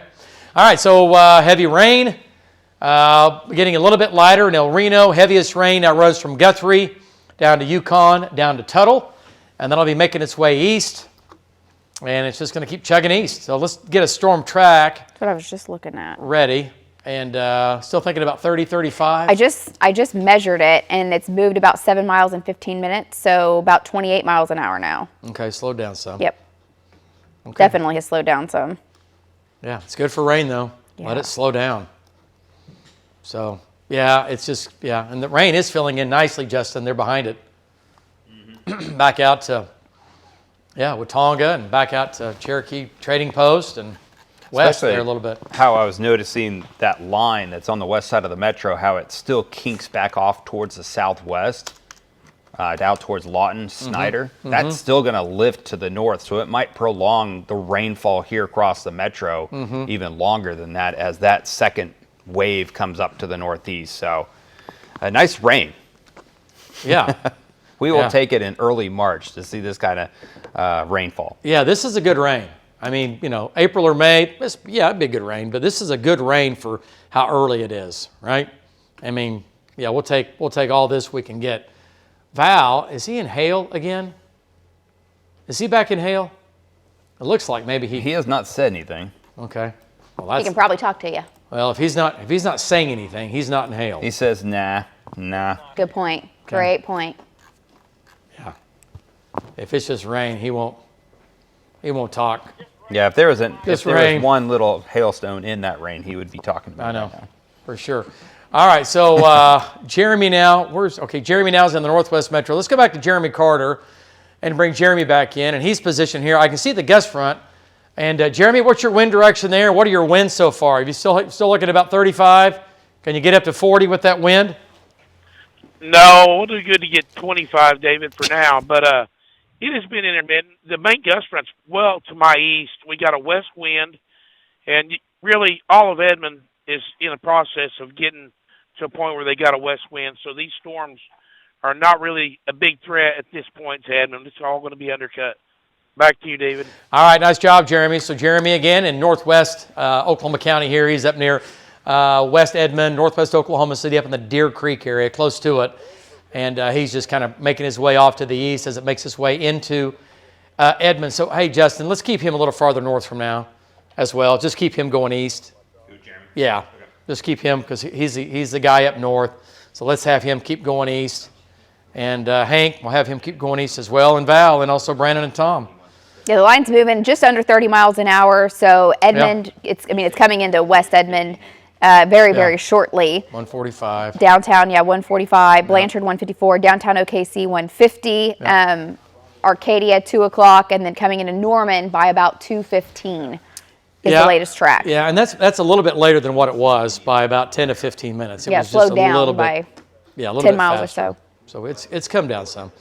All right, so not a tornado threat, and looking at this line here, we're looking, and it's not really as smooth as what it was. It's a little more ragged, and we don't see anything kind of sticking its head out right now. So and Hank has an update for you. Okay, let's go back to Hank. Yukon. And Hank should be in some hail or pretty close to it. He's not far from it. That's kind of a horizontal rain. Go ahead, Hank, give us an update out in Yukon. Frisco Road, and earlier in El Reno, I let the core come over me, and I had winds of about 40. I am getting winds here 50, maybe above 50. So the winds have increased. Maybe it could be core enhanced winds, perhaps, and we're also getting some small hail with it. But definitely see an uptick in the wind that is coming into the southwest or to the west in the Southwest Metro right now, David. You see it in the shot blowing horizontally there. That's a southwest wind that's blowing pretty good. Back to you. All right.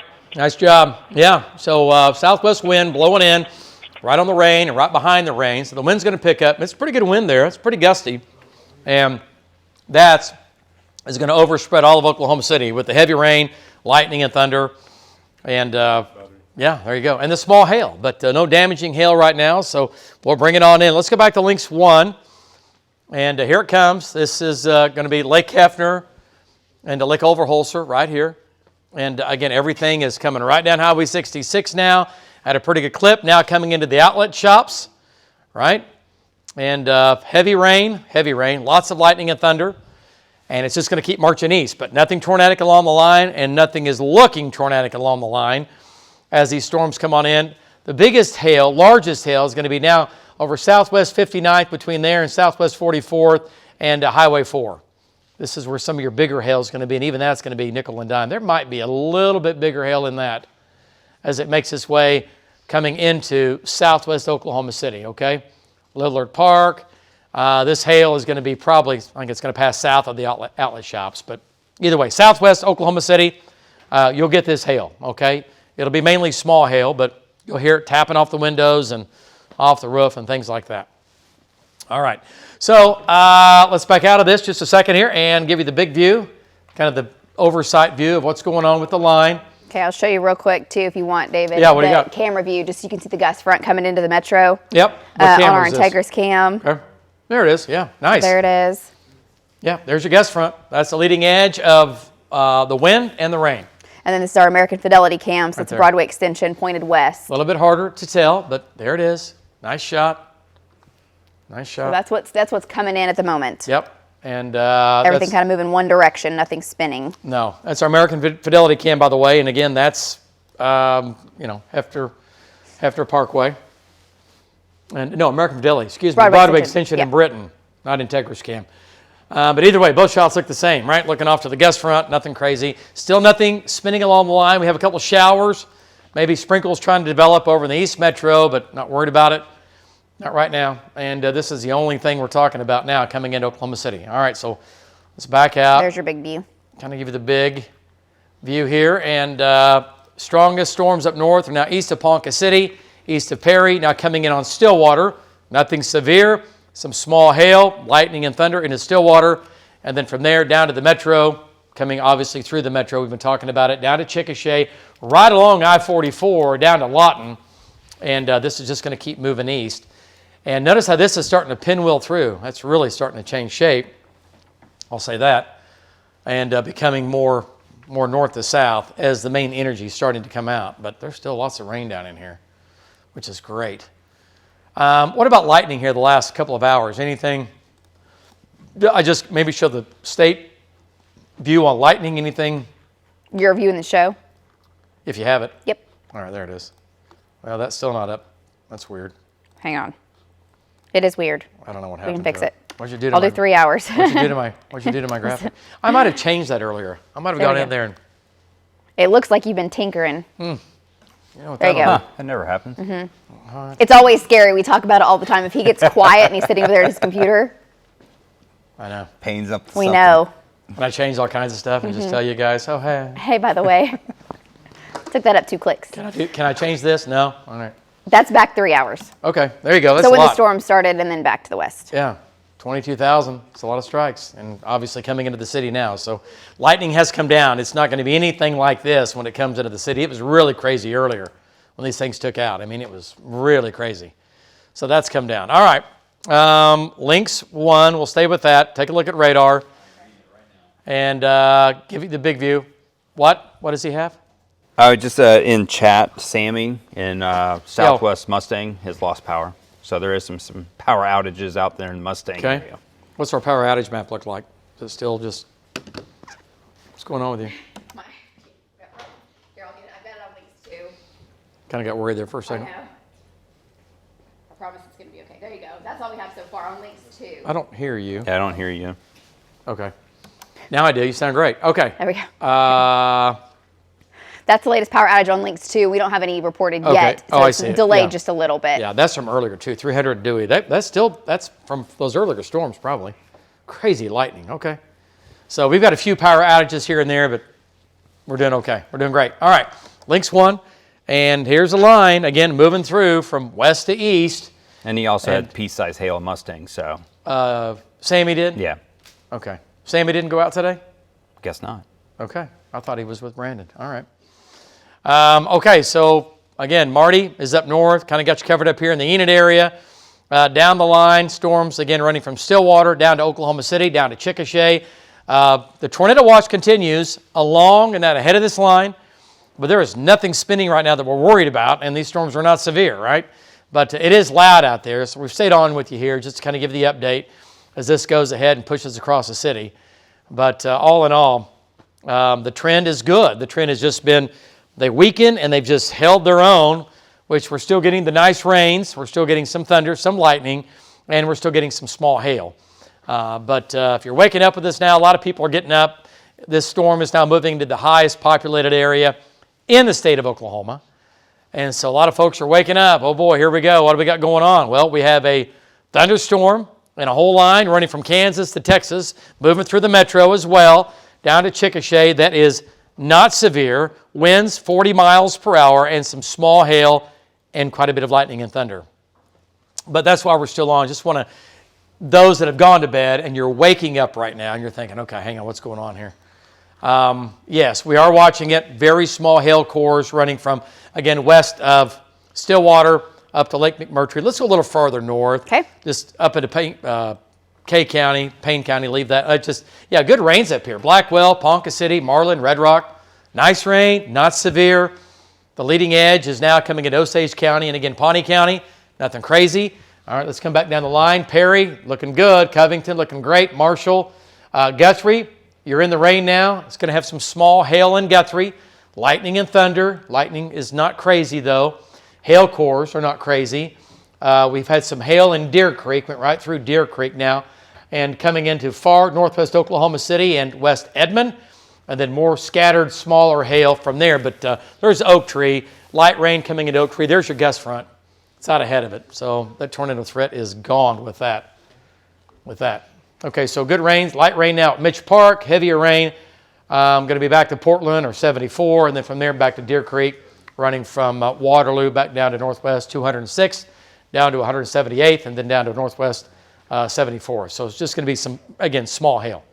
Okay, Quill Springs Mall, seeing some light rain there. Okay, back to the southwest and hail core, Northwest Highway or Highway 3 between Britain and Wilshire, and then really all the way down to War Acres back to Northwest 50th. So there's going to be some hail in there, small hail. Hail back in here, Northwest 50th, right in here, coming out of Eastern Canadian County. And there's going to be the hail core running from War Acres back down to north of the fairgrounds. Just some small hail. Nothing crazy. Okay, so that's going to be coming across the heart of Oklahoma City. So a good chunk of the metro is going to have hail, but it's just going to be small hail right now, not damaging hail. Okay, small hail as it makes its way through the metro. All right, let's go a little further south. Okay. More Norman, decent hail core, southwest metro. Right, there's Will Rogers, just west of Will Rogers, southwest 74, southwest 59th. Between county line south, Oklahoma, Cleveland County and 152 and county line west. So kind of a cluster of just small hail.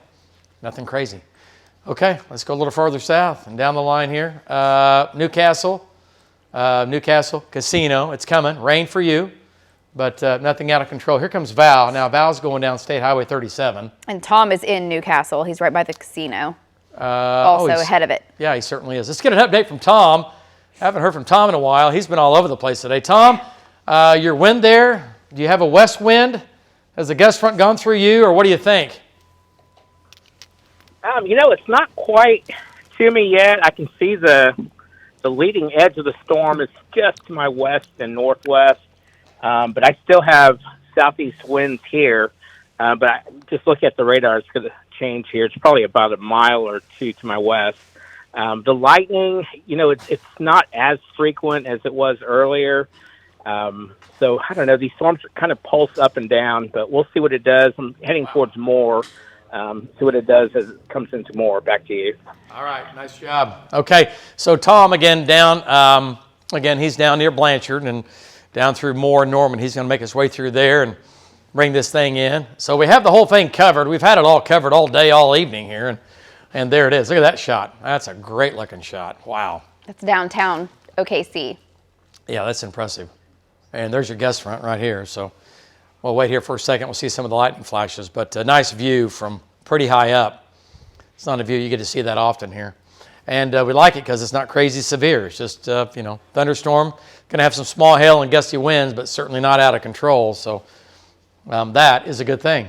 Yeah, lightning's pretty intense still. Okay, so and then it just kind of weakens down the line. We can switch radars here for you and talk about southwestern Oklahoma. Raining in Chickasha. And again, rain and thunderstorms obviously continue all the way down to Cache. Going to have some small hail south sides of Cache, back down to Hollister. And so there's your line. There's your gust front. Well out ahead of it now. Well out ahead of the main line. Yeah, it wraps back in about Chickasha. Yeah. Right. And it'll turn on. Let me switch radars here and see how far. Yeah, no, look. So Chickasha actually is it's well out ahead. So Blanchard. All the way. All the way. Yeah. So. Yeah, it kills the tornado threat. Yeah. It really does. No, it's over. It's several miles out ahead of it. Yeah. The gust front is. And I'll take this down just a little bit further. It might be back up in here. By the airport. Maybe. It might be tucked back in, but yeah. So again, that green line, that's just like a mini weak cold front. And whenever that is out ahead of the line, that means your storms have weakened enough and they're losing, they can't sustain the updrafts.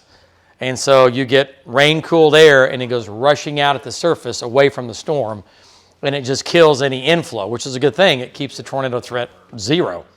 You're not going to get a tornado with a west wind undercutting and rain-cooled air undercutting the updraft. So you get that. You get rain, you get storms, because aloft, several thousand feet up, this thing is still being fed with a southeast jet and a low-level wind. What you got? We have nickel-sized hail with Hank right now on 40 in Rockwell, I believe he said. All right. He's not in the biggest. Yeah, there you go. Let's go to Hank. And Hank, location coming down I-40. How big's the hail there? Go ahead.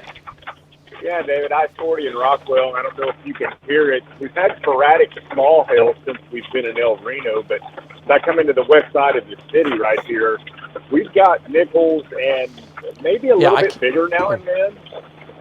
Quite a few dimes and then nickels, but the hail core is a lot heavier here than we've seen all day. So I'm about I-40 in MacArthur here. Heavy rain. I mean, it's beneficial rain, obviously, without all the severe weather, but we may have to deal with a little bit of hail. But as long as it doesn't get any bigger than this, it shouldn't damage anything, David. Back to you. All right, there we go. So, again, nickel-size hail, and it's probably bigger down by the Dale plant. Could be. Yeah, down near Lillard Park, just south of I-40, David. The hail core, it's either a lot more hail or it's slightly larger in that area. That's definitely come back up. Yeah, near Southwest 15th, basically. Yeah, and this is our live radar here, by the way. This just is live. South of Bob Mills. This is not delayed. There's Bob Mills right here. And again, this is obviously on I-40, right? And I-44 is right here. So there's I-44. So yeah, there might over the Dell plant there might be some Southwest 15th and right over Bob Mills 74. Now. It kind of lunged up to the fairgrounds. Yeah, it looks like it might have weakened a little bit there, but there's quite a bit of hail in here. Quite a bit of hail. And Jeremy has a little bit of wind and hail on the west side of Edmond. Yep, there you go. There's some wind. There's some hail. Let's go back to Jeremy now. And Jeremy, by the way, is in West Edmond. And Jeremy, give us an update. Wind speed, hail size. Go ahead. Well, so the hail size is probably about pea size. It's just about as mean as anything I've seen all night. And the wind's probably blowing maybe 30, possibly a gust to about 35. So there's a lot of lightning and a lot of thunder. Well, not a lot, but some. So it'll get noisy. You hear the hail pinging on the windows. But really, this has been a real good break for us as far as severe weather here, David. Things are going to go through the city fairly smooth. Back to you. Yeah, and that's exactly what we want. And that's all good news there. We'll take all this rain, take a little bit of some small hail, a little bit of lightning and thunder, but we're certainly not at this point. Yeah, we are not panicking over anything. I mean, we're just taking everything in and watching it here mile by mile. You can see these hail cores. There's where Jeremy is. There's Rose Creek, right? Addition and golf course. And there's Edmond Santa Fe High School, Northwest 164th, Edmond Road. This is all hail in here. That's going to be all hail from Kelly Avenue, really all the way back to Western, and then it kind of fades back in there. Just updated here on us. And this is all just going to be small hail. Winds in here are going to be around 30, maybe 40 miles per hour. So pockets of hail, okay? Pea size just west of Lake Hefner, MacArthur. Just got a message about that. Okay, you just got a message on, okay. Yeah, so people that are waking up, you're hearing it. That's the hail so far. That's it. Nothing too damaging. No. I keep looking at the Mesonet site in Guthrie. They're consistently getting winds in Guthrie over 40. I've had some gusts to 45. Okay, west? And, it's a west wind. West to southwest wind. Okay. So definitely windy right now in Logan County. Yeah, and I think the heaviest is east of them, right? How close is it? Now it is, yes. Yeah, so they're in behind it. But yeah, okay. All right, so again, small hail moving through the city, lightning and thunder. How much lightning do we have in that box? What's it look like? Okay, still some lightning. So it's still loud, running from Edmond, northwest Oklahoma City, west Oklahoma City, southwest Oklahoma City. All right, and now crossing, about ready to come up on crossing Broadway Extension, coming up on I-35, which is right here. I-35, it's almost to there. Lots of good rains, moving across the city. You pick up a good half to maybe an inch. And some places might pick up a little bit more. That'd be good. Now raining at Will Rogers. Might have some flight delays for those that are trying to get in here tonight. That late night flight. Maybe it's too late. I don't think there's any flights this late. You don't think so? Not 146. No. They don't have a red eye or something? No. Are you sure? Yeah, usually. You done those flights, you know for a fact? Yeah. Usually said the yeah. last one's like 11:30 midnight. Okay. This guy. They close everything up by 11:30. It's Will Rogers World Airport. That's right. It's international, world, yeah. global. It's international. Okay. All right, we'll go with that. All right. I know you're trying to find a cheap flight out to Vegas, I'm sure, aren't you? Anyway. Matter of fact, yeah. There you go. See? There we go. All right, so small hail. There it is, right over Penn Square Mall, back Northwest Expressway. And it just continues to move east, folks. So we'll kind of give you the big view. We'll back out of this, kind of show you what's going on.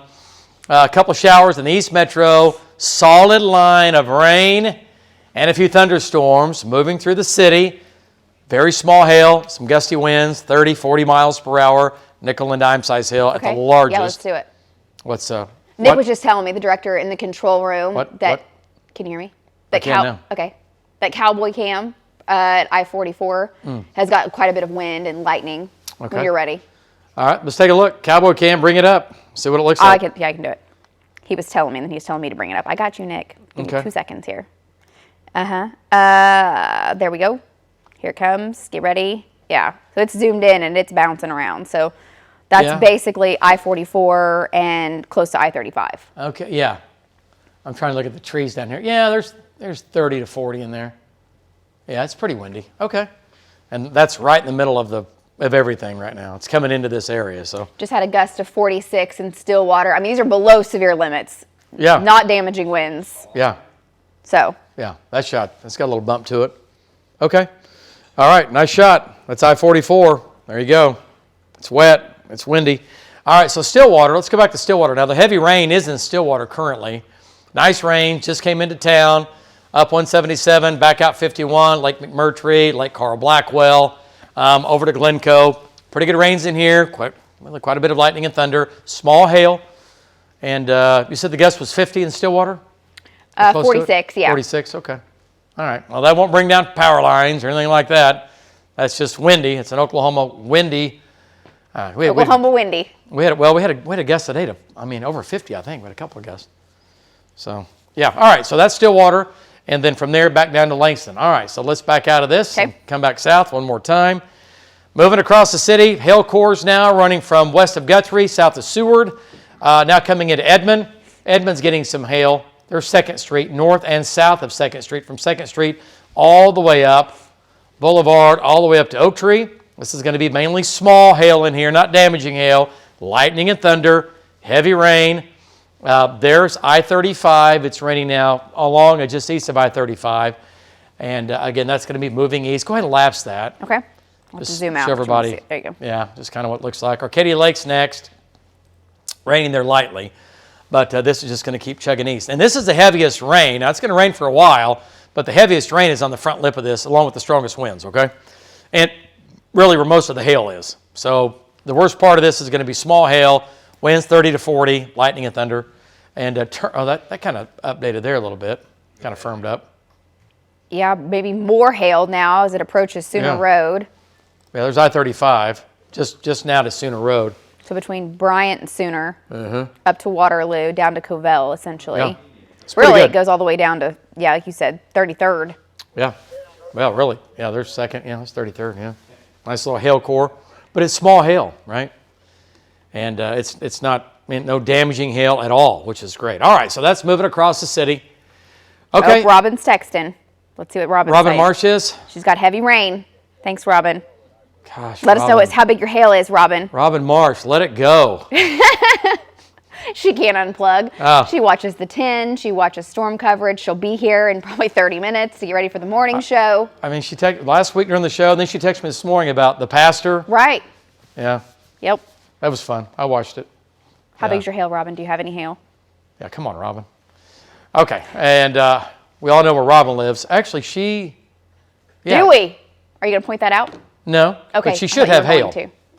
No, she should have hail. Okay. Small hail, but nothing crazy.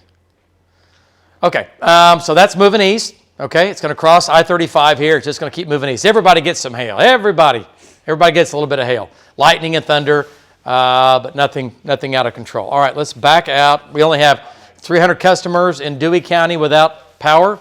Right. That's it. Heavy rain, going to have, if you have to get out and about, maybe you're thinking about heading off to work or leaving from work, going home or whatever. There's going to be ponding on the roadways, so just take it easy, take it slow. And we don't want you to hydroplane and have a problem here, okay? But nothing tornadic in here, and there's not going to be. No, this is not going to do that, not with this stuff. Okay, so let's jump out of this. Okay. And a couple of showers off into eastern Oklahoma County. Trying to go up. Peas in Edmond, hearing from people in Edmond. Peas? Mm-hmm. And Robin actually just texted back, peas in Edmond, where she is. So yeah, not damaging, but it's loud. You're going to hear that tinking on your window. And tell Robin she has baseballs headed for her house. Hey, Robin, you have baseballs headed for your house. Just text her. All right, so from Guthrie down I-35, and then it looks like the hail cores have kind of gone away in the southwest metro here, if I'm not mistaken. Looks like they've kind of weakened. All right, let's give everybody the big view here just one more time. No warnings in effect. Everything's moving east. And the rain continues. Thunder, lightning, small hail. Now moving into and making its way across the metro. And 152, it's about right on target. It said in the west metro about 12:30, and then east metro is going to be close to 2:30, 3 o'clock when it finally moves out. So forecast was pretty good. Just we didn't have a whole lot of severe weather. We did out earlier with the tornado warnings. We had 3 tornado warnings, or 4, and all began about 10:30, ramped up. We had the tornado warnings in the west, and then it moved east, and yeah, it's just been kind of a downward trend, and we're just kind of holding our own here for the last hour or so. So heavy rain, small hail, quite a bit of lightning and thunder.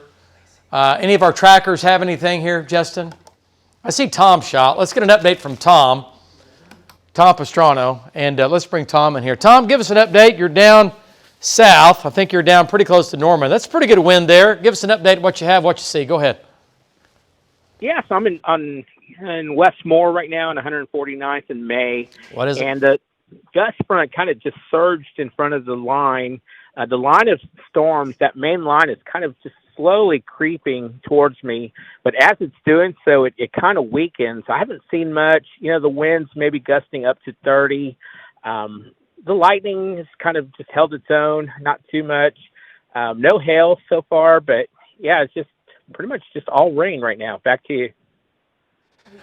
All right, Job. What did I call him? I was thinking of Tyler, and then, I don't know. Tom. What time is it? It is 1:54. Oh, okay. You're on your 12-hour shift is continuing. No, it's good. It's all good.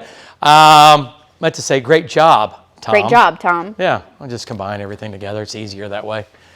Yes, but that camera is a new camera on News 9 that is facing across the street. So awesome. Keep an eye on the new build on the new arena going in.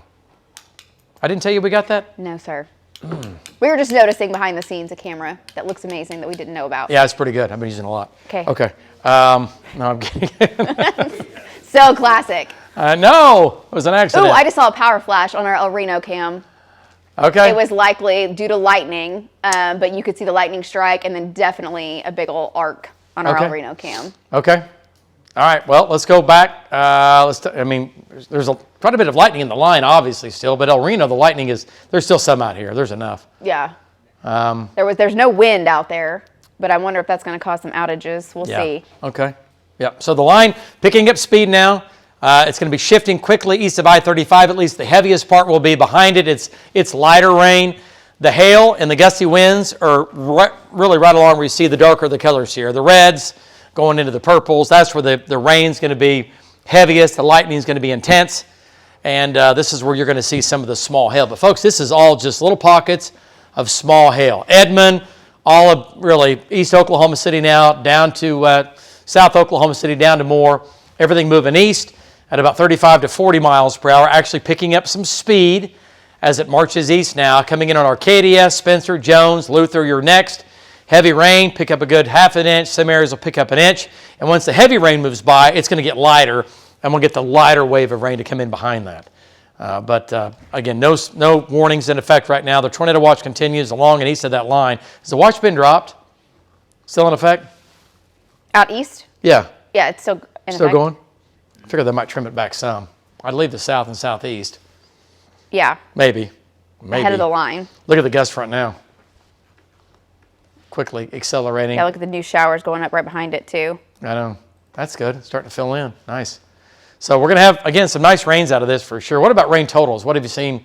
Let's take a look at this little view in here. You want to do radar estimates? Yeah. Okay. It'll be a little contaminated because of the hail, but we can get somewhat of a ballpark. Yeah, 1.3. Okay. Half inch. We'll end up with a good solid half inch for everybody, which is not bad. And if this thing plumes on top of us here tonight, we might see, an inch. So just take all this and bring it east. 3/10, 4/10, maybe half an inch. Cordell and I-35, a report of dime-size hail. Okay. All right, let's go back to links with that. We'll switch back, go back to radar here. Let's take a look. Cordell and I-35. Yep. Yeah. Yeah, it's right here. Coming right over Arcadia Lake now. Mm-hmm. Hail course passing by there. You said Cordell? Cordell and I-35, so that northern. Okay. Yeah, that's core. up here. We have the bigger core for sure is down there. Yep. Yeah, right across the lake. Yeah, right across the southwest finger of the lake, actually.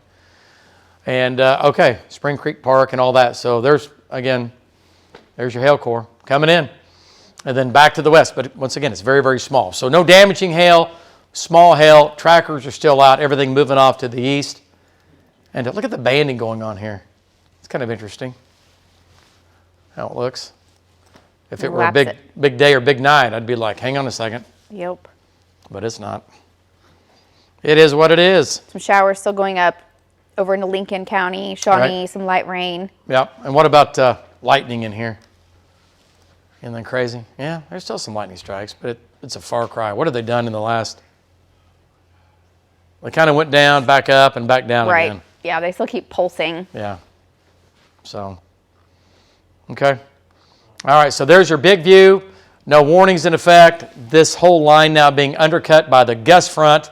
So, which means with this line, the way it is right now, there is no risk of a tornado with this. Now, we'll see what happens as this gets later, off into eastern and down through southern Oklahoma, gets down there. We still have the dynamics in place, strong jet stream overhead. We certainly can't close the book on it. But right now, this poses no threat of a tornado. The gust front is now advancing east and undercutting the line of storms. Heaviest rain is on the front lip, followed by the most intense lightning, followed by the hail. And right now, the hail sizes are all pretty small. I'm going to go into your show and show you the latest. You were asking about this. Okay, that's what's left of it. Well, this is all gone out of it now. Take all that out. Yeah, and then this will be what's left. And then we'll see what the line does as it gets farther east and what it tries to do over in here. But right now, this is a no-go for us, for Oklahoma City, and for southwestern Oklahoma. It's nope, not going to happen. All right, so there's your line advancing east. Heavy rain, gusty winds, small hail, but that is it, folks. So there you go. And from Stillwater back to the metro, it's going to Shawnee, not severe. Going to Norman, not severe, and it won't be severe either. When it gets to Shawnee, it's just going to keep moving east, and then down the line, down to Chickasha and down to Lawton. Okay? So just keeps pressing east. Pressing east for sure. Any other reports from around the metro you guys have seen? Anything crazy? Everything I keep seeing is pea-size hail reports, and there are a lot of them. I mean, there's been a lot of people have had hail and woken up to the sound of hail, but I haven't seen anything bigger than pea anywhere. All right. Well. Yeah, which is great. The lightning's still waking people up, people joining us. Colby Thielen, our morning show anchor, he just texted me, said he didn't need an alarm this morning thanks to the tinks on his window. Oh, good morning, Colby. That Colby guy. He's been up all night anyway. Oh, yeah. That guy. He's glued to the TV. He doesn't sleep. This is his kind of TV, too. Live and no script. What now? Velocity data, just looking at the winds. Yeah. Winds are still 35, 40. It was a little tiny. Remember that little peak? It said Cordell and up there with Jeremy? Right. Right there. I mean, it's nothing. I get it, but it's still something, I guess. But there's a little bit of that, yeah. I mean, we're sitting pretty when that's the strongest thing on radar that we're looking at. Yeah. So. Yeah. Other than the rain coming in. Hey, here's the deal. We had at least 3 or 4 tornado warnings. No tornadoes. Touchdown again, like we did yesterday. So we're starting out, with an active March, but so far we haven't had any tornadoes. So we're doing all right. We've had the warnings, you bet, yesterday and today. But no. So there it is. Everything, again, moving east. Pretty good clip now. It's starting to make that push. But the rain's going to continue. Look at the rain now coming out of Caddo County. Did you see that down here? Really starting to plume up. Look at this. I mean, that's going to come across the city. I mean, that's going to make its way through here. So it's all good. That's great. Yeah, going over observations of hail, like Lacey was mentioning, a lot of pea to dime size, but there was a 1-inch hail report there on Meridian and 40, as that one core that went over Mustang that went up towards the Dell. There was a 1-inch hail report right there. I believe that. Like it on radar, yeah. Yeah, it did. It was going white on us on the radar out of the black. That's the largest hailstone that I can see here in the metro that's been reported. Yeah, I believe that. Okay, so the gust front, the green line, undercutting all the storms in southwestern Oklahoma. Rain, heavy rain, very small hail, lightning and thunder. From there all the way back down to east of Frederick, west of Lawton. Nice rains up to Chickasha. Now coming into Norman and more. Let's go back to the metro and talk about what's happening again across the South Metro here. And again, let's jump back into Moore here. And there's your gust front. So heavy rain, Moore, Norman. Tom's in that. Let's go to Tom Pastrano. He just had some hail pretty close to him or go over him. Tom, did you have any hail in the last 10 to 15 minutes? Small hail? Go ahead. Yeah, David, I think that was just to my east. So what happened was this storm, it surged out to I-35, and then right behind it, a big storm just blew up, and I could see all the lightning. So I'm actually heading east now, and the rain's intensifying, and the lightning is also intensifying. So that storm is getting bigger along that gust front. Back to you. Job, and again, the hail core is just to his east, and even that, it's a small hail core. All right, back to Lynx 1, and I tell you what, there you go. There goes that storm going over Lake Stanley Draper here shortly, going down 37, keeps making its way east. It'll cross 77. Norman, your rain's coming. Very small hail. No damaging hail, no damaging winds, lightning, thunder, nothing tornadic. We're doing okay. No warnings in effect. We like it like that, but everything again now in the East Metro, now over Midwest City and Dell City and Tinker Air Force Base. And there you go. Everything's moving off to the east. So dynamics have been in place today. Just the dew point temperatures, I think the moisture was a little bit lacking, a little bit, because the dynamics were certainly there. And, we got to like 61, 62 degrees. That's so close to, you just got to get almost warmer than that. You get to 64, 65 degrees, and then that's a game changer sometimes. But unless you're dealing with like a warm front, or you can get tornadoes in the 50s if you have a crazy warm front. But, yeah. So anyway, hey, we'll take good rains and no severe weather for Oklahoma City. It's all good. Okay. I see 200 customers without power in Caddo County. It's kind of a delayed report maybe or something. Well, they've got some lightning down there, I guess. Still some lightning, and it has been delayed, kind of trickling in. Yeah. But nothing extensive as far as power outages go, that's for sure. Right.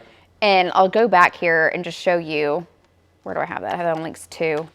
I'll punch it up here in just a second. Show you if you can take Lynx 2 control room of the dew points down to basically south central Oklahoma. Still low. Down into the low, or up into the low 60s, and that's the highest, 63 degrees, 62 Ardmore. Yeah. And look how quickly everything's dropped off out west, of course, with that dry punch coming in. Yeah. 12 degrees in Arnett. Yeah, there's your, nice behind the dry line. And look, even down here in Durant, 59 dew point. Really, a lot of the data was saying we'd get to like 64, 65 down here. Yeah. And that's not happening. Not off by much, but enough. Enough at this point. Yeah, it does. It's all about the ingredients and how good the ingredients are. So, all right, back to Lynx 1. Everything again moving east across now into the East Metro. How's our lightning looking right now? Perkins, Langston, Meridian. Boy, not very many strikes. That's half of what it was 45 minutes ago, 30 minutes ago even. Yeah, it's coming way down. Okay, so lightning again, moving from west to east. There goes the heaviest rain. There goes the small hail. But it's still going to rain for another couple of hours in Oklahoma City. This plume coming out now of Caddo County, it's going to ride in behind this wave, and then that'll be moving across the city. So, but the most intense part of the storms, and they're not that intense at all, again, running from west of Cushing, back down and near Luther, and then from there back down to Norman, and then down to and just west of Rush Springs. But everything advancing east, small hail, lightning, and thunder, but nothing out of control. No warnings in effect.